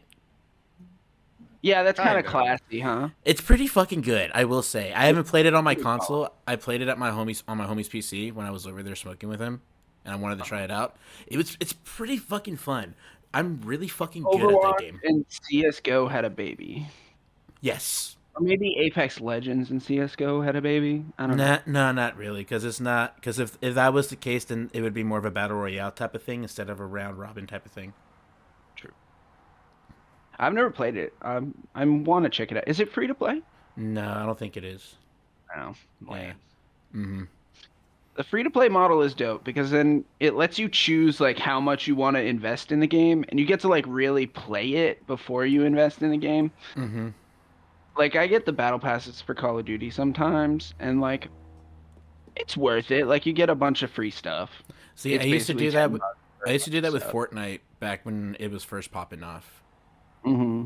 But granted, it was like when it first came out, and I decided to be like, let me get into Twitch streaming and see how this goes. And turns out it went really well for me back then. Like, I wish I still had my old Twitch channel up now, but no, there was some fucking solid ass clips on that channel, and Yeah. yeah, I feel like that's what Fortnite was all about, was the clips. Mm-hmm. And it was funny, like all the fucking like cosmetic shit that I collected from like the battle passes and like the shit that I've gotten from the stores. I've never once spent a single cent of my own money on it. Corey plays these crack games, I call them, on her phone, and like they're basically just all some form of Bejeweled. But I'm always like, how much did you spend on that? And she's like, don't ask me questions you don't want to know the answer to. Exactly. So, Intro, I got another question for you Let's go. on my notepad of questions. Who is the most influential artist you've ever experienced? Like, what an artist that changed your life? I would have to probably point again to just Linkin Park in general. Early on, in Hybrid Theory, they did that remix album, Reanimation, and that sort of, hey, look, there's Lucy. Hi, Lucy. But She's so cute. that sort of opened my eyes to like just how you could take a genre and fuse it with something else and make it just entirely different. And on top of that, a lot of their like sound structure and sound design and whatnot all kind of incorporated different elements of like mixing and remixing little glitchy features, tape stops, and stuff like that, on top of rap elements that I already enjoyed from other artists. So to me, that was like groundbreaking to see somebody do that and just kind of walk outside of what they do into a brand new genre and pull that into essentially like rock and also in a sense like early electronic too. Because Yeah, I was gonna say that they had a lot of like, what would probably be considered now bass music influences. Yep. Mm-hmm. Yep. I'll I never think forget they the did- I'll never forget the song "Cure for an Itch" off that album, where it was just a whole track made by the DJ, of him just spinning, sampling, and cutting. Yep, dude, that shit. When I heard that, I'm like, I want to know how they made this. What the hell is this? Exactly. And then I saw them don't live see with my that. aunt. No, I saw them live with my aunt one year in San Francisco, and he played that song out. But he basically was just recreating it on his turntables. I'm just like, what is he doing? Turntablism is sick, bro. Like, Yeah. Mm-hmm. it's getting so nuts now because of the technology and the mixers. Like, and plus they have those. I think it's Denon that has those controllers that are literally just moving platters with a couple of like buttons on them, but they're sick because they work like CDJs kind of. Mm-hmm. But they just There's a don't have a couple other screen. controllers. There's a couple other controllers that kind of emanate the turntable aesthetic. Well, we were talking about Newmark yesterday or the day before, Yeah, it and was I remember yesterday. the NS6 or the NS7 too. Mhm. One of them had moving platters, and it was like the first controller to have proper moving platters on it. I played with it a couple of times at Guitar Center. It was super sweet. It's too bad Newmark doesn't have, like we were talking about that. Like if Newmark had a decently dope standalone unit, I would buy it. Mm-hmm. Like I said, they have a standalone unit, but it's recommended that you use a laptop with it because of because of how it's also integrated into virtual DJ as well, which is The Mixstream Pro. Mm-hmm. Yeah. Trying to look at the image of it. Yeah. See, like that. It looks That cool. would be kind of cool if we were on tour or something. You know, like, and had to run it in a backpack just to make sure we had something that we could use. To like rehearse on and shit. It's got, yeah, like so that like while we're moving, we can record mixes and stuff like that, and keep the content going and stuff like that. But I mean, at that point, if we're at that point, we're more than likely will be already backed by Denon. That's what I'm saying. I'd rather have the Denon Rider. Mm-hmm. Which will happen in time. Yeah, in time for sure, for sure. I think a good way to. Oh no, go ahead. Oh, okay, all good. I was just gonna say, so in light of Star Wars Day, I was gonna ask both of y'all, what is y'all's favorite Star Wars movie and why? I would have to say, I don't know. A lot of people don't like, you know, I forget what it's actually called, mind you, but Phantom Menace. Yeah, Phantom. Was Phantom Menace the one with Darth Maul? Yeah, the first one. Yeah. Yeah. So that is probably my. No, the first one was A New Hope. Let's not get it twisted. Well, we're talking in number order, not chronological. Number order. Yeah. So the one with Darth Maul. Yeah. Because ain't never seen a lightsaber come out of two ends before, and I was like, holy fuck, this guy is about to destroy shit. And it was just like, my mind was blown. I was like under the impression the whole time lightsabers only go this way, right? Mm-hmm. No, this motherfucker goes right. And you're like, oh shit, he's got some new shit. And then you're like, okay, well, I don't want to fuck with that, you know? Like, if I was a Jedi, I'd be like, all right, just like, yeah, you know, your face looks all fucked up, like, you know, you got thorns here, and, you know, 2 lightsabers, I only got 1, you know, it's, you know, I'm gonna levitate away. I feel Pull that. some Yoda shit. Pull some Yoda shit. No, definitely, that was definitely daunting as fuck when I first saw that too. I'm just like, wait, there's 2? Yeah. How and then can Duel of the Fates is like such a fire, like, such a score. Fire fucking, oh my god.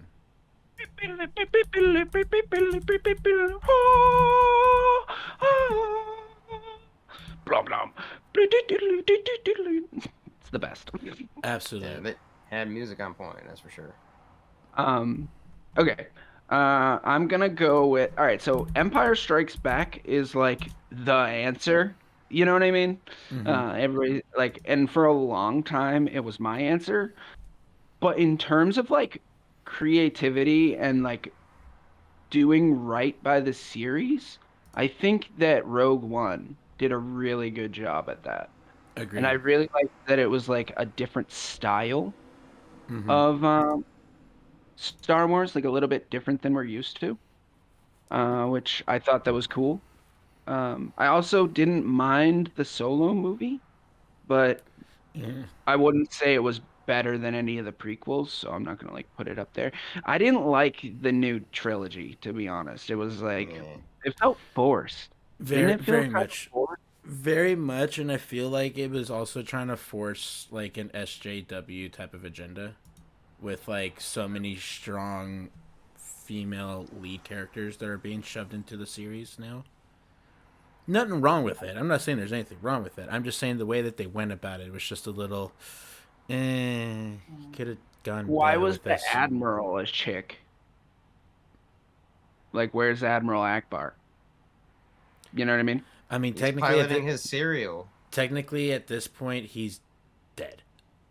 Oh, lame. Yeah, there were during So technically, after the battle over the battle above Endor, most of the Republic squadron, the Republic fleet, were chasing down and wiping out the rest of the Empire in the far reaches of space beyond, going towards the Outer Rim. And I believe it's when they were fighting over. It was over Nar Shaddaa, where or near Nar Shaddaa, the Nar Shaddaa system, where Admiral Akbar saw to his end, unfortunately. Oh, Yeah. lame. He's the man. No, he was a beast. He was a beast. I would have to say my overall favorite was Empire Strikes Back. Yeah, like that's the. I mean, the Dagobah system. I mean, it's more so just because it's out of all the movies, including the prequels and the newer movies, it's significantly one of the darker films in the entire story, for sure. Yeah, there's no hope at the end of Empire Strikes Back. Yeah, it's not only that, we see Luke have like face a lot of conflict that he had within himself. Yeah, it's when he loses the wine. He loses the wine and realizes that he basically needs to man the fuck up, because Right. during that time, they don't go over it in detail, but in the lore, Luke was also realizing that he is basically following the same footsteps that Anakin did. Right. And when he realized that he was basically following the same path, he was like, I need to change so I don't become my father. Well, during the expansion, doesn't he go to the dark side for a little bit? He does, but that's in order for him to learn and adopt the seventh form of lightsaber One that style. Mace Windu has. Yeah, Vapad is what it's called. Yeah, Mhm. where you like cover your body in the dark side of the Force and use it as a weapon. Yeah, and it's basically Vapad is just a form of another style called Juyo, which Juyo is basically just absolute, just brute strength, just nothing but just hard hitting attacks one after another. Like, you ever seen like the cinematic trailer for the game Star Wars: The Old Republic on YouTube and shit? Long time. But you remember the big brute bald dude that was kind of pale looking? Yeah. So that's Darth Malgus. Darth Malgus was one of the stronger and more significant Dark Jedis to perfect the Juyo style. So even though someone is more masterful in the defensive arts of fencing, they still don't stand a chance, because this is just brute hit after brute hit after brute hit. Yeah, I think they missed the opportunity with lightsabers to. I know they're based on samurai. Whoa, there goes my camera. Whoop. Zoinks. Technical Like difficulties. zoink, Scoop. Um, I think they missed the opportunity, like with at least maybe the prequels, to like have super dope. Ah, fuck. Hold on, I have to Technical difficulties. come on. I have this giant. You know what? We're just gonna do this. There you go. Perfect. Boom. Oh, gotta get it off that. There we go. They missed the opportunity to have like a bunch of lightsaber weaponry that wasn't lightsabers. You know what I mean? I mean, Like they could have made like dope shit instead of lightsabers. that's what we saw for briefly in the Clone Wars series. Yeah, for sure. We saw the use of vibro braids and vibro staffs. We saw the use of what's that material? Hold on. I'm about to look it up right now.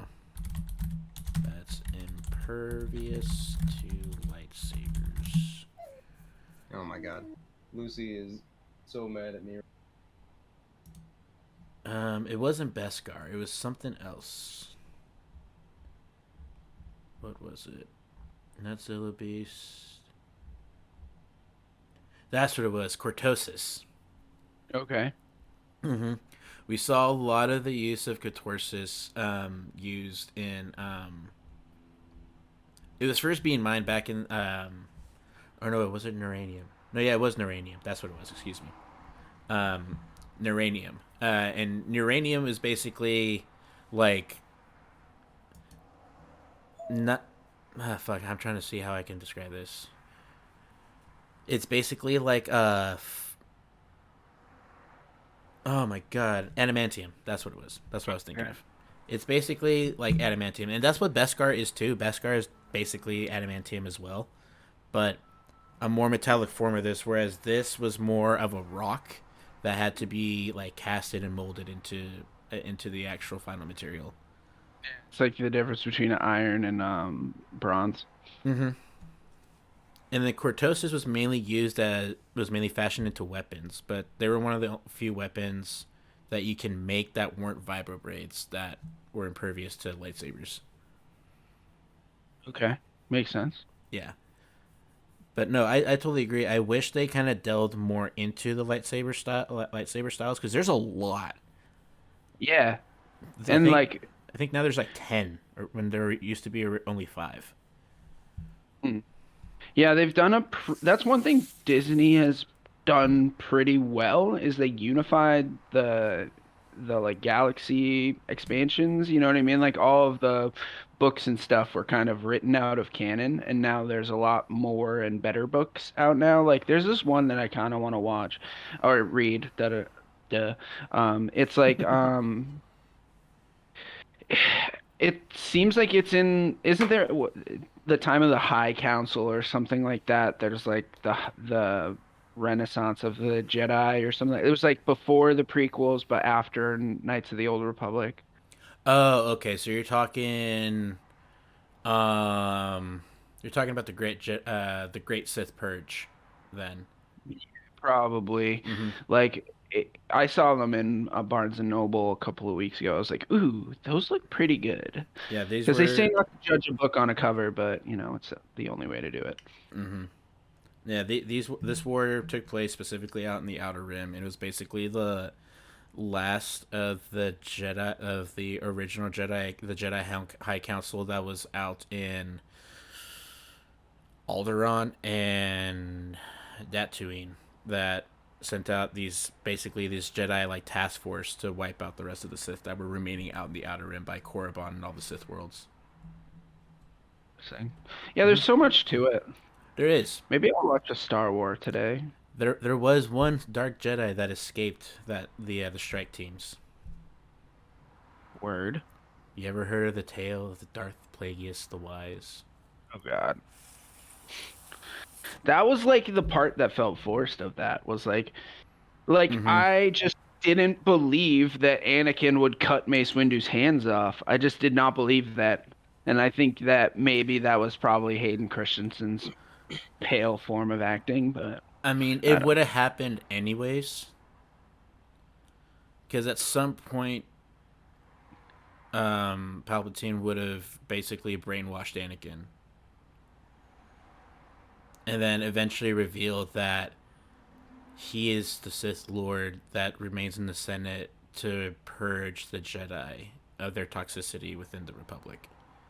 yeah. And then eventually Order 66 would have been carried out in a different fashion instead of just in the middle of the war, which honestly I believe it played out perfectly.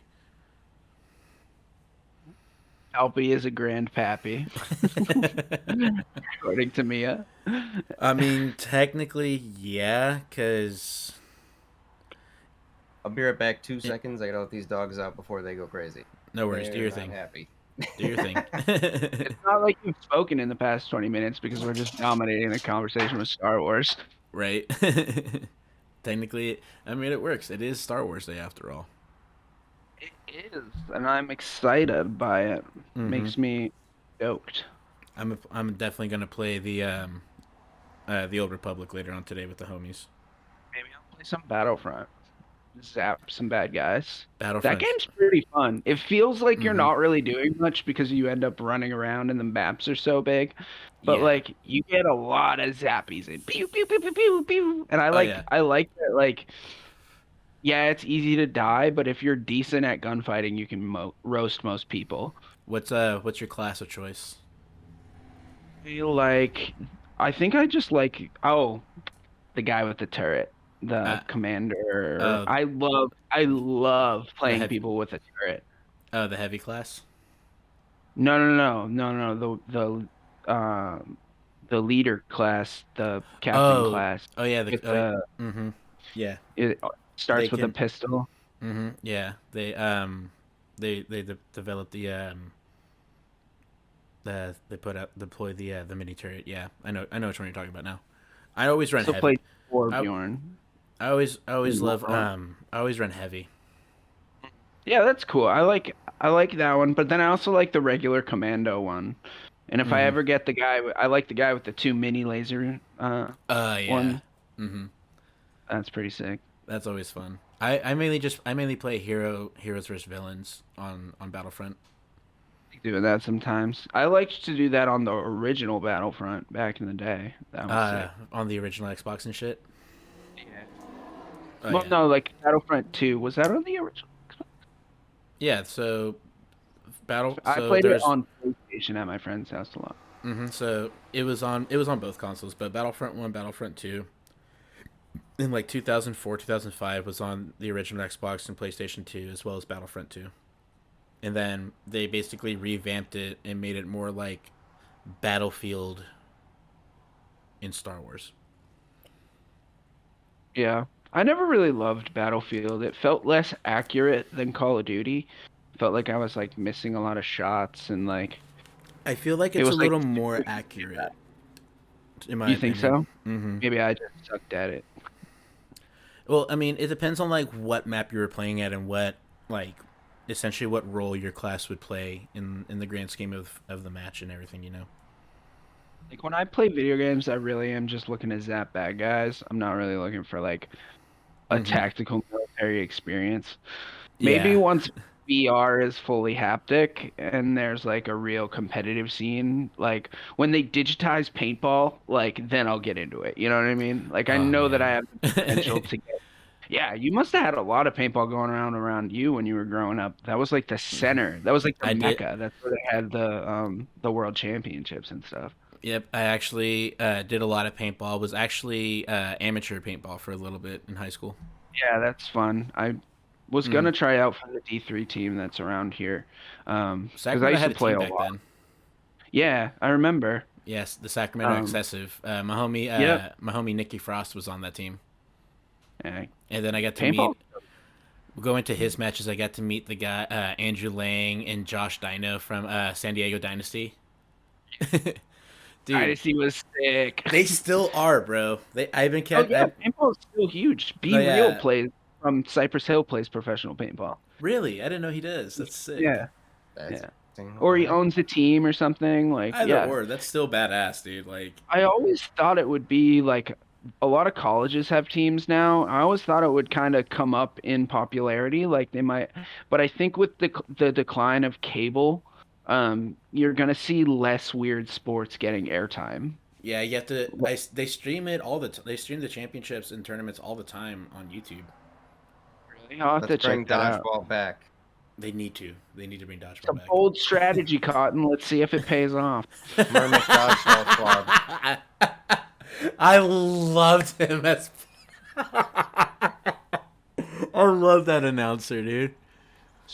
It seems like Peter LaFleur has blindfolded himself. Yeah, he will not be able to see very well with that, Cotton. It'd be like ESPN 8 the Ocho. Honestly, that second commentator, that is me to a T right there. Yeah, yeah, super baked all the time. Ouch, down population you, bro. That movie was great. What you eating, intro? I got me some chocolate cake, baby. Yeah, sounds Hell yeah. appropriate. I mean, it is. I mean, our moderator Inappropriate?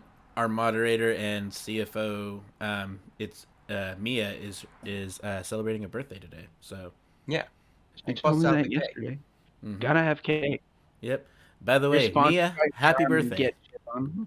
Happy birthday Happy from the birthday. Yeah, happy birthday from the Murmc Sound Podcast. Birthday shoutouts. It's a thing. Swish swish stab is my favorite move in Moving Star Wars. Good point. And that's a reference to two things.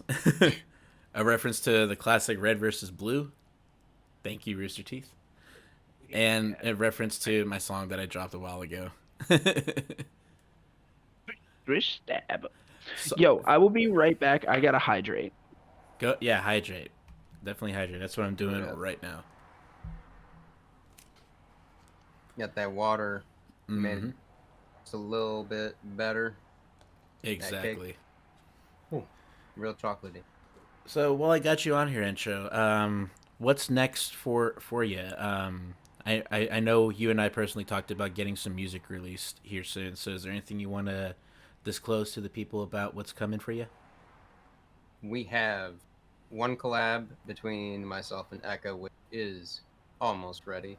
I It's am looking to dynamite. release that very soon, and that is sounding honestly really good. It's almost finished, and I think a few more mastering bits and then an outro, and it's done. So that's looking good. And then on top of that, I hope Palisades comes back around sometime because then I could finish the collab I got going with him. But other than that, I've got a few different reworks of tracks that I made when I kind of had an idea of what I wanted to do and laid some groundwork that are going to be essentially rehashed, mastered, then re-released. So that basically is going to give or take about 3 different collabs and then one remix that I'm hoping to kind of just finish before summer and then get release dates, get artwork, and potentially get a visual representation in some way, shape, or form for YouTube channel, something of that nature. Because then basically, if I have all the just like visualizer stuff down, it'll be really easy to make that for obviously more tracks and whatever. Kind of Mm-hmm. like they did with the I don't know, like the Trap City or Trap Nation type thing. Yeah, Except we've Yeah, been. I don't want yeah, we've been logos at all. strategizing on that, so we'll have that Mhm. all hammered out to be machine like basically you could probably automate a lot of that shit. Like if you just Well, like I put can do templates, that. yeah, like if you just template it. Mm-hmm. The thing I want to do is more like just like Windows sort of like XP slash Windows 7 visualizer type shit. I don't want to do like like here's this and then it bounces and then there's snowflakes.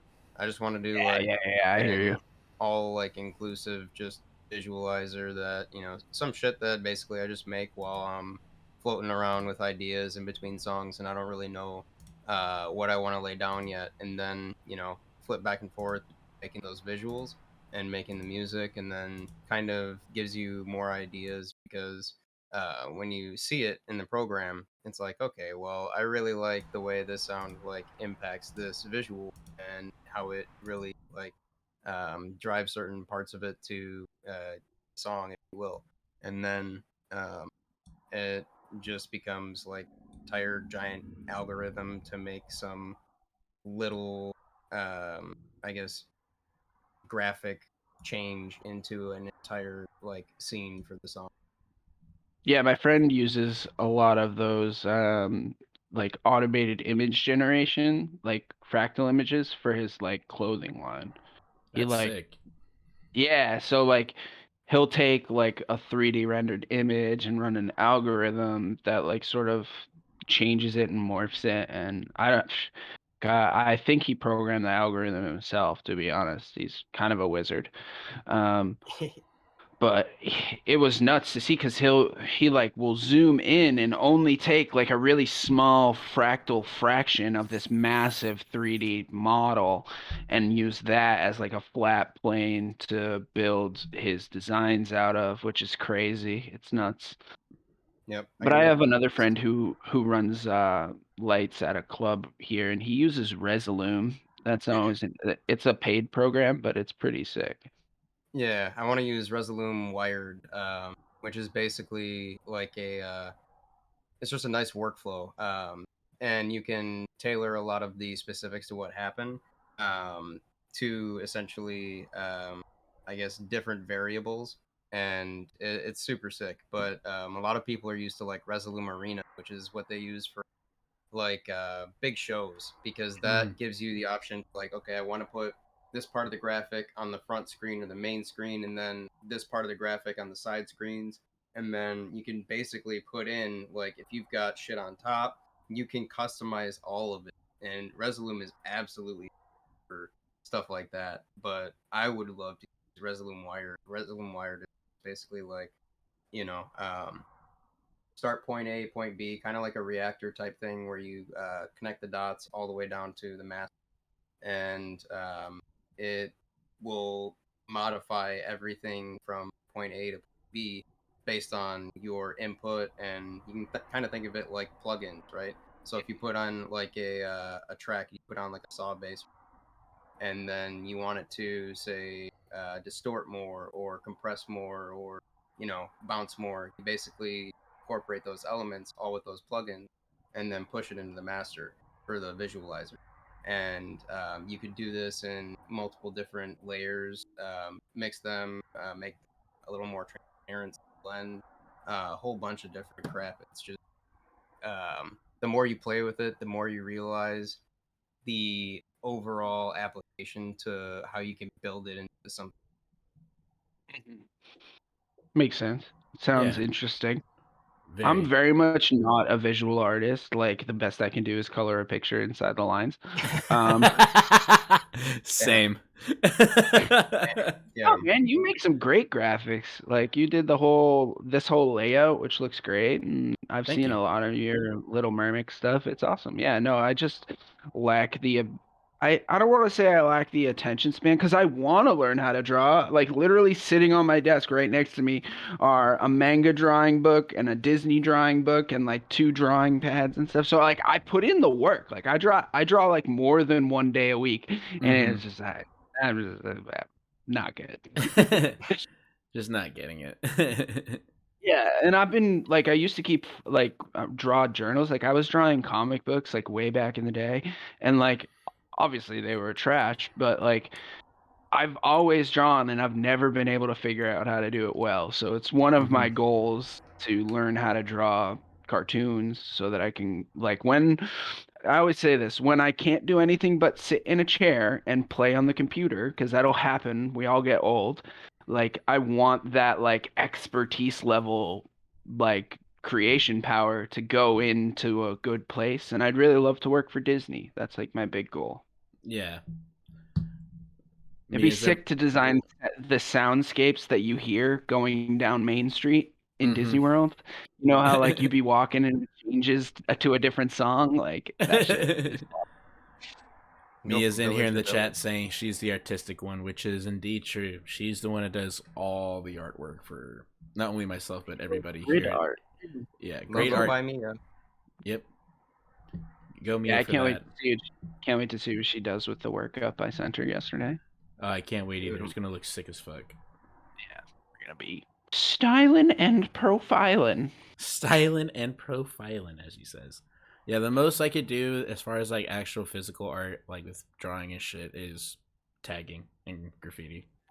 I have a thing that I tagged. It came out okay, but I've never like done that outside my house, so that'll have to be a thing that I do sometime soon. It's fun, but it's fun, but you also gotta be aware of the culture that comes with it as well, and it's a very, very wishy-washy culture. Because there's people, very territorial. There's people there that are just super cool, and are like that'll like show you the ropes, show you what's up, show you some cool spots that are like, kind of like like not called for already, or not spoken for, and like tell you where to go. And then there's people that'll just straight up like, if you look at them funny, they'll come like straight up point a piece at you. Yeah. Oh, I've had that happen. I've walked up to like a fucking bomber alleyway that I used to go to. And this dude that was working on his piece literally just turns around and points his fucking pistol at me. I'm like, all right, I'll find somewhere else. My bad. Right. I have seen on more than one person this like can with like digitized, like, it almost looks like trails that are created by a glove around a can, like a tag can. So I don't know if that's like a ubiquitous tattoo, but I've seen it on more than one person. So I don't know if there's like some secret tagging Illuminati or some shit. I don't know. No, there's a lot of OG clicks that operate within the shadows still. Like, and you'll see them all over. Like, if you see tags with lettering in it, such as like AMG, TAK, EMB, those are like essentially like the Masonry Illuminati, like upper echelon fucking like tagging circles and shit. New York circles and the Detroit circles and New stuff York, like that. Detroit, Chicago, LA, San Francisco, Seattle, Yeah, everywhere, dude. it's always kind of been tied to dance music too, because it's like Kinda, back yeah. then, yeah, like back then it was all about street culture and hmm techno, house, and electro were the street music for anybody that wasn't listening to hip hop, really. Oh yeah, like when I went to what was it? When I went to fucking yeah, me was like, yeah, don't fuck with SF taggers. No, yeah, SF taggers are very testy. We're cool, most of them are cool, but very testy. Maps and the tags, yo. I Mm. like that. Fucking what fucking show was this at? It was kind of recent. It was at Wobbleland. That's what it was. It was at Wobbleland at the beginning of the year. And I ran into my homie Gnome, who rolls with TAK. And That's cool. oh yeah, so I was just like, dude, what the fuck is up? He goes, dude, whole TAK gang is here, dude. We're all up on the top level. And so like I meet up with him for a little bit, like kind of like reminisce for a little bit. I'm like, all right, y'all been smooth. Y'all stay up. I'll check y'all later. But it was just hella crazy to see them there. Cool. Yeah, because like most of them are like techno heads, so I'm like, why the fuck are y'all here at a bass show? Just switch it up a little bit.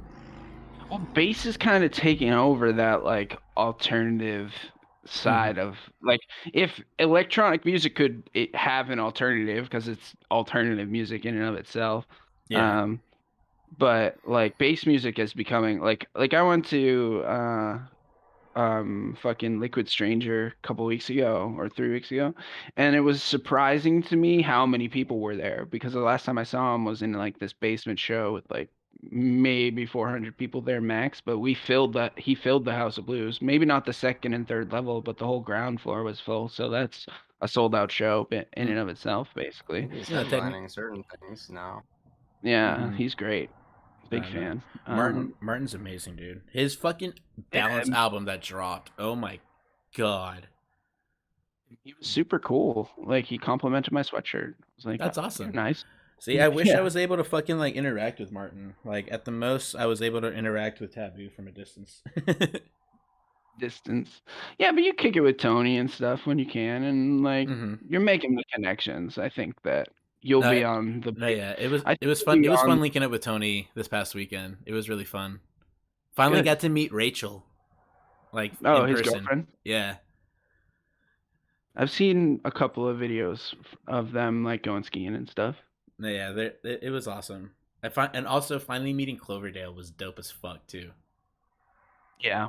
He was like, "I'm sorry, but who are you again? What was your name?" I'm like, "Oh, I'm ECKA." He goes, "Oh, the moderator guy." I'm like, "Yeah, I'm that guy." He's a fresh server. I think he is, but but I guess Tony talks about the moderators a lot. Nice. Yeah, he's like trying to get everybody to get on Discord, and I think it's so sick. Mm-hmm. He is. He fucking offered to take me out to Shambhala this year. You should go, dude. I might, but I'm just like, fuck. That's a Gotta whole get a lot. passport though. I gotta renew my shit, and that already is gonna take fucking forever. Dude, it'd be worth it to go with Tony though. Like, Oh he yeah, knows what's up. he was telling me, he goes, "Dude, this is gonna make it harder for you." I'm like, "What do you mean?" He goes, "I have that 6th spot." Ooh. I'm like, wait. What the fuck do you mean? He goes, and then his homie comes out of the green. He goes, he has that 6 camping spot, Ridden Beach. And I'm just like, nah. Yeah, you gotta go. You're gonna play so, yeah, you gotta go. I was like, you gotta go. It's the destiny, bro. I'm considering it. I'm definitely considering it, but I'm also thinking. Considered it for you. The council has spoken. You are going. Well, also, I got Lost Lands this year. Yeah, and I'm going all out for. Real quick. And I'm I'm trying to go all out for that because that's my 5th year. Right. Gotta get you up on one of those stages, bro. Like, who do we talk to? I'm talking to everybody I can. Yeah, right. Maybe because Fresh got booked there. Maybe you could ask him how and who he booked with, and you could make that contact that way. Yeah, that's true. I could go about it that way. Witch Doctor Lost Lands is out in Ohio. It's gonna be, yes, Mia. It is indeed gonna be a fucking thing. I can't fucking wait. I hope, because I already sent all my shit in. I hope I get booked for the it's called the Red Bull stage, and it's like the super small stage that's in like the downtown marketplace, which is the area you like go to before you walk into the festival ground. That's cool. Yeah, so like people will be there. People will hear what I play. Right. So it's like, Yeah, I think that's where you gotta start in most cases at places like that. which I wouldn't mind, because I had homies play the Red Bull stage last year and they fucking killed that shit. Nice. Like, it was hella funny. I'm out here in the crowd. It was day 2. I literally had just heard Hessian Bomber drop one of my tracks in their set, and I'm sitting there like on the ground, like recovering, shaking, and this dude walks up. He goes, "Hey man, you good?"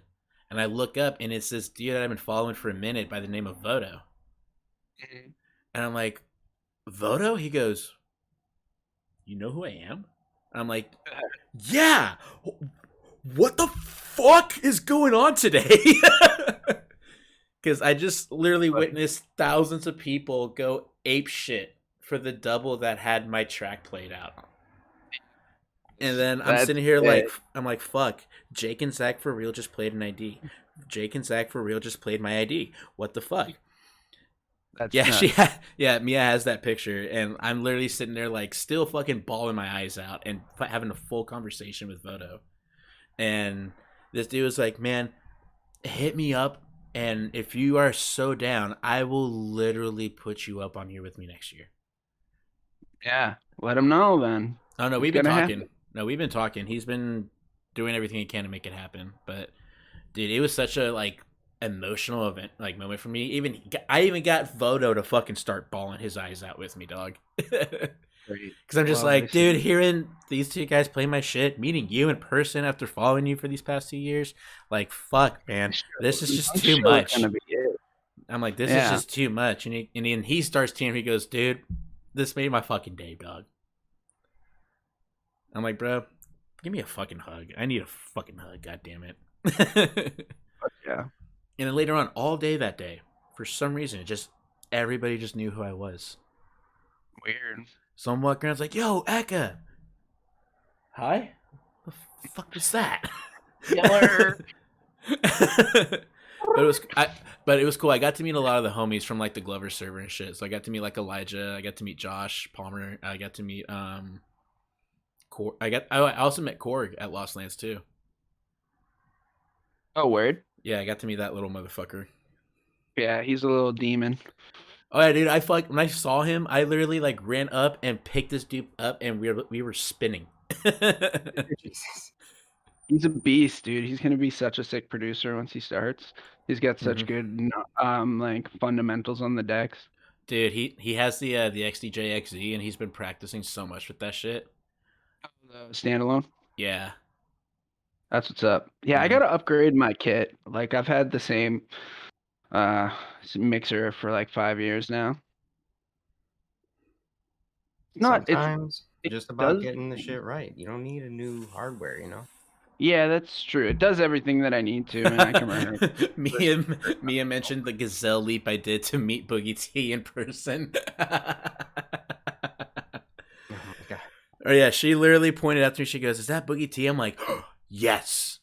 And at this point, I had already played a few matches of Apex when I was playing Apex with Al Ross. We played a couple matches with Boogie T, so I'm like, I gotta meet him in person. Right. So you see me like running, and then my homie Sam, this tall, slender, gentle giant, is like Mach 10, go Speed Racer, go, zooms right past me, dude. That's awesome. And I'm just like, "Yo, Brock!" One of my favorite part of festivals.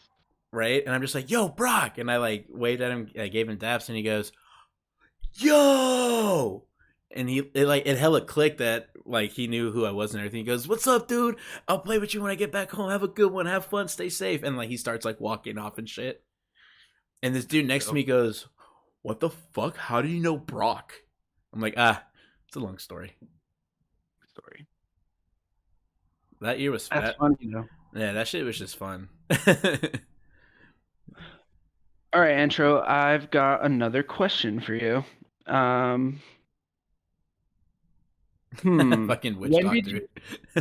When did you start producing, and what got you into it? So I don't know really anything about production prior to 2020, and basically I had reached out to a mashup artist at one point who made mashups. What the fuck do you do to do this? What do you use? And they said, well, I, check everything out in Ableton in terms of process, putting it all together. So I never really actually used Ableton to use it for mashups, and then fell into production after Tony did a live stream, and he was like, by the way, I have a Discord. And I was like, huh. So I hopped in there and then met a few people, basically. That's literally how we all met. Yeah. Right like, you guys were in a chat with Tony, and I looked up at my girlfriend and I was like, yo, Dr. Fresh is in this channel. Should I just hop in? She was like, yeah, do it. I was like, all right. So that's when I met you guys, and it was curtains for the rest. Yep. Easy. Yep. And I've been producing ever since, but hopefully I don't have to look at any of the tracks that I made back then anytime soon, because I was hot garbage. I was spicy garbage. We all were. We all started off as hot garbage. And then there's now. Yeah, right. Then there is. We're still garbage. Let's just cool it off a little bit. Yeah, now it's more like, it's expensive garbage. It's like, oh, expensive garbage, right. Like, that's high quality compost for your high quality high quality compost. I love it. It's like, damn, they put mulch on this bitch. Yeah, right. Dude, that's what I used to do for a job, dude. I can't even like fathom how I got through that. Like feet on feet of mulch, like cubic yards. I'm just like, fuck. I couldn't do that. Well, I've worked outside in the summer for like 4 years straight, and like it's fun and like it gets you outside, and I'm definitely in a better mood because I get way more vitamin D, but it's not worth breaking your body over. And that's what these like employers expect you to do, is just break your back every single day. And it's like, who does this serve, you know? Yeah. What's the objective at the end of the day, really? Right. Wasted time, wasted, body, everything. Like, what if you get hurt? Like, you can't do some sort of like heavy lifting in the future. You like fuck up your back or something. Right. Well, I already got 2 herniated discs. I don't know how I was working like that with 2 herniated discs. Yeah, I feel that. It's like, and they don't care. They're not going to pay for any, surgery or medical you need. They're going to be like, well, absolutely not. We're going to hire the next guy. For less than we paid you because he doesn't have tenure. Yep. Exactly. They're like, sweet. Finally. Taking like pay cuts to get jobs too, like it's just bonkers, like how much of an advantage it is to be an employer and to not be an employee. Like the differential in pay, the differential in like job effort, like it's just bonkers to me. Like I had like... Go ahead. I feel like the effort's still the same. It's just the objective and the task needed to complete your objective is just different. Yeah, I could see that. Yeah, for sure. You know what I mean? Like, even though you're an employer versus like being an employer instead of an employee, you have to put the same amount, if not a bit more, because you also got to consider not only the well-being of the company, but also the well-being of your staff. True.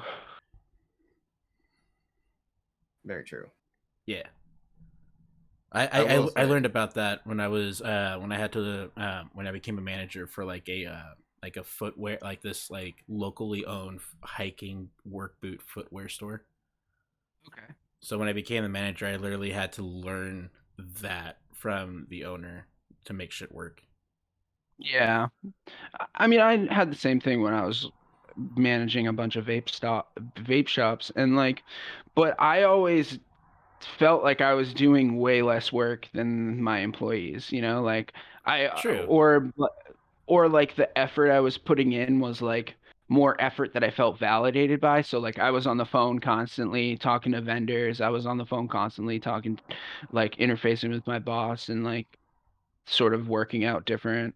Like I was a much more creative position. I had a lot more freedom to be like, oh, what if we ran this campaign, or what if we did this? And like I was redesigning a lot of stuff for them, like fundamental wise, and it was cool, definitely. Um, but it just made me want to do that for my own brand, and that's where I picked up a lot of like understanding of how you market a brand that is super niche. Like vape shops are super niche, but we were super successful because we had great branding, we had great um like house juice that was like awesomely put together. We bought the whole line from a place in New York, and it was like they've only made our juice, which was sick. And like it was cool because I was able to like sort of curate my own little subsection of the collection of juices. We had like over 300 different style juices. It was a massive store, and it was cool to be able to do that. So now I'm excited to start doing that now that I have tunes that are gonna come out. Like I can really dial in on my own brand and start doing cool stuff. Mm-hmm. I just want to get sponsored by Discraft so I can drop ship custom frisbees to people. That'd be Nice. sick. That'd be sick.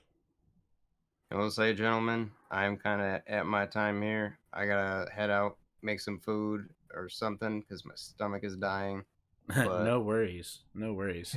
You're good, man. We'll actually This go. has been great. Yeah, we'll actually go ahead and just wrap things up here at this point then.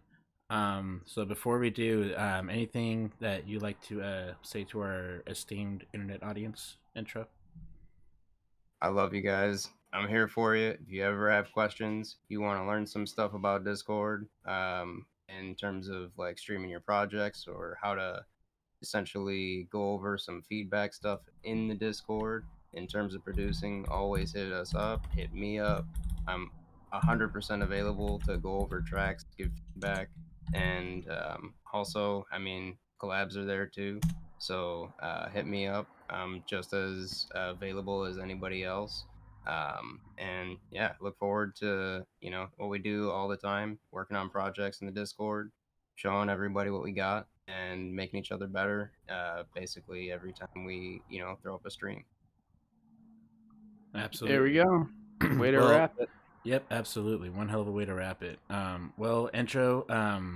I feel like I speak for Gavin and myself on this, but it's been a pleasure having you on this episode. It was really fun, really good shit, and hope you have a great rest of your day, man.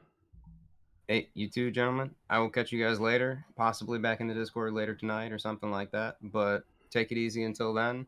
I'm gonna get some grub, get some food, and potentially maybe take a nap. I don't know, but I'm gonna get. That sounds like a I have plan. no idea. That sounds like a plan. You get But your either way, yeah, you get your rest, man. Rest up, enjoy that food. Have a great day, man. you too, guys. Intro, Appreciate thank you for you. having me. Thank you so much. Always Take it always. easy. Peace out, guys. Later. All right, guys, and before we end the stream, as we always say here, keep it vibing, keep it flowing, keep it positive, keep it blessed. Smoke your water. Much love. Yep, smoke your water and drink your weed. And like Gavin said, much love. Peace.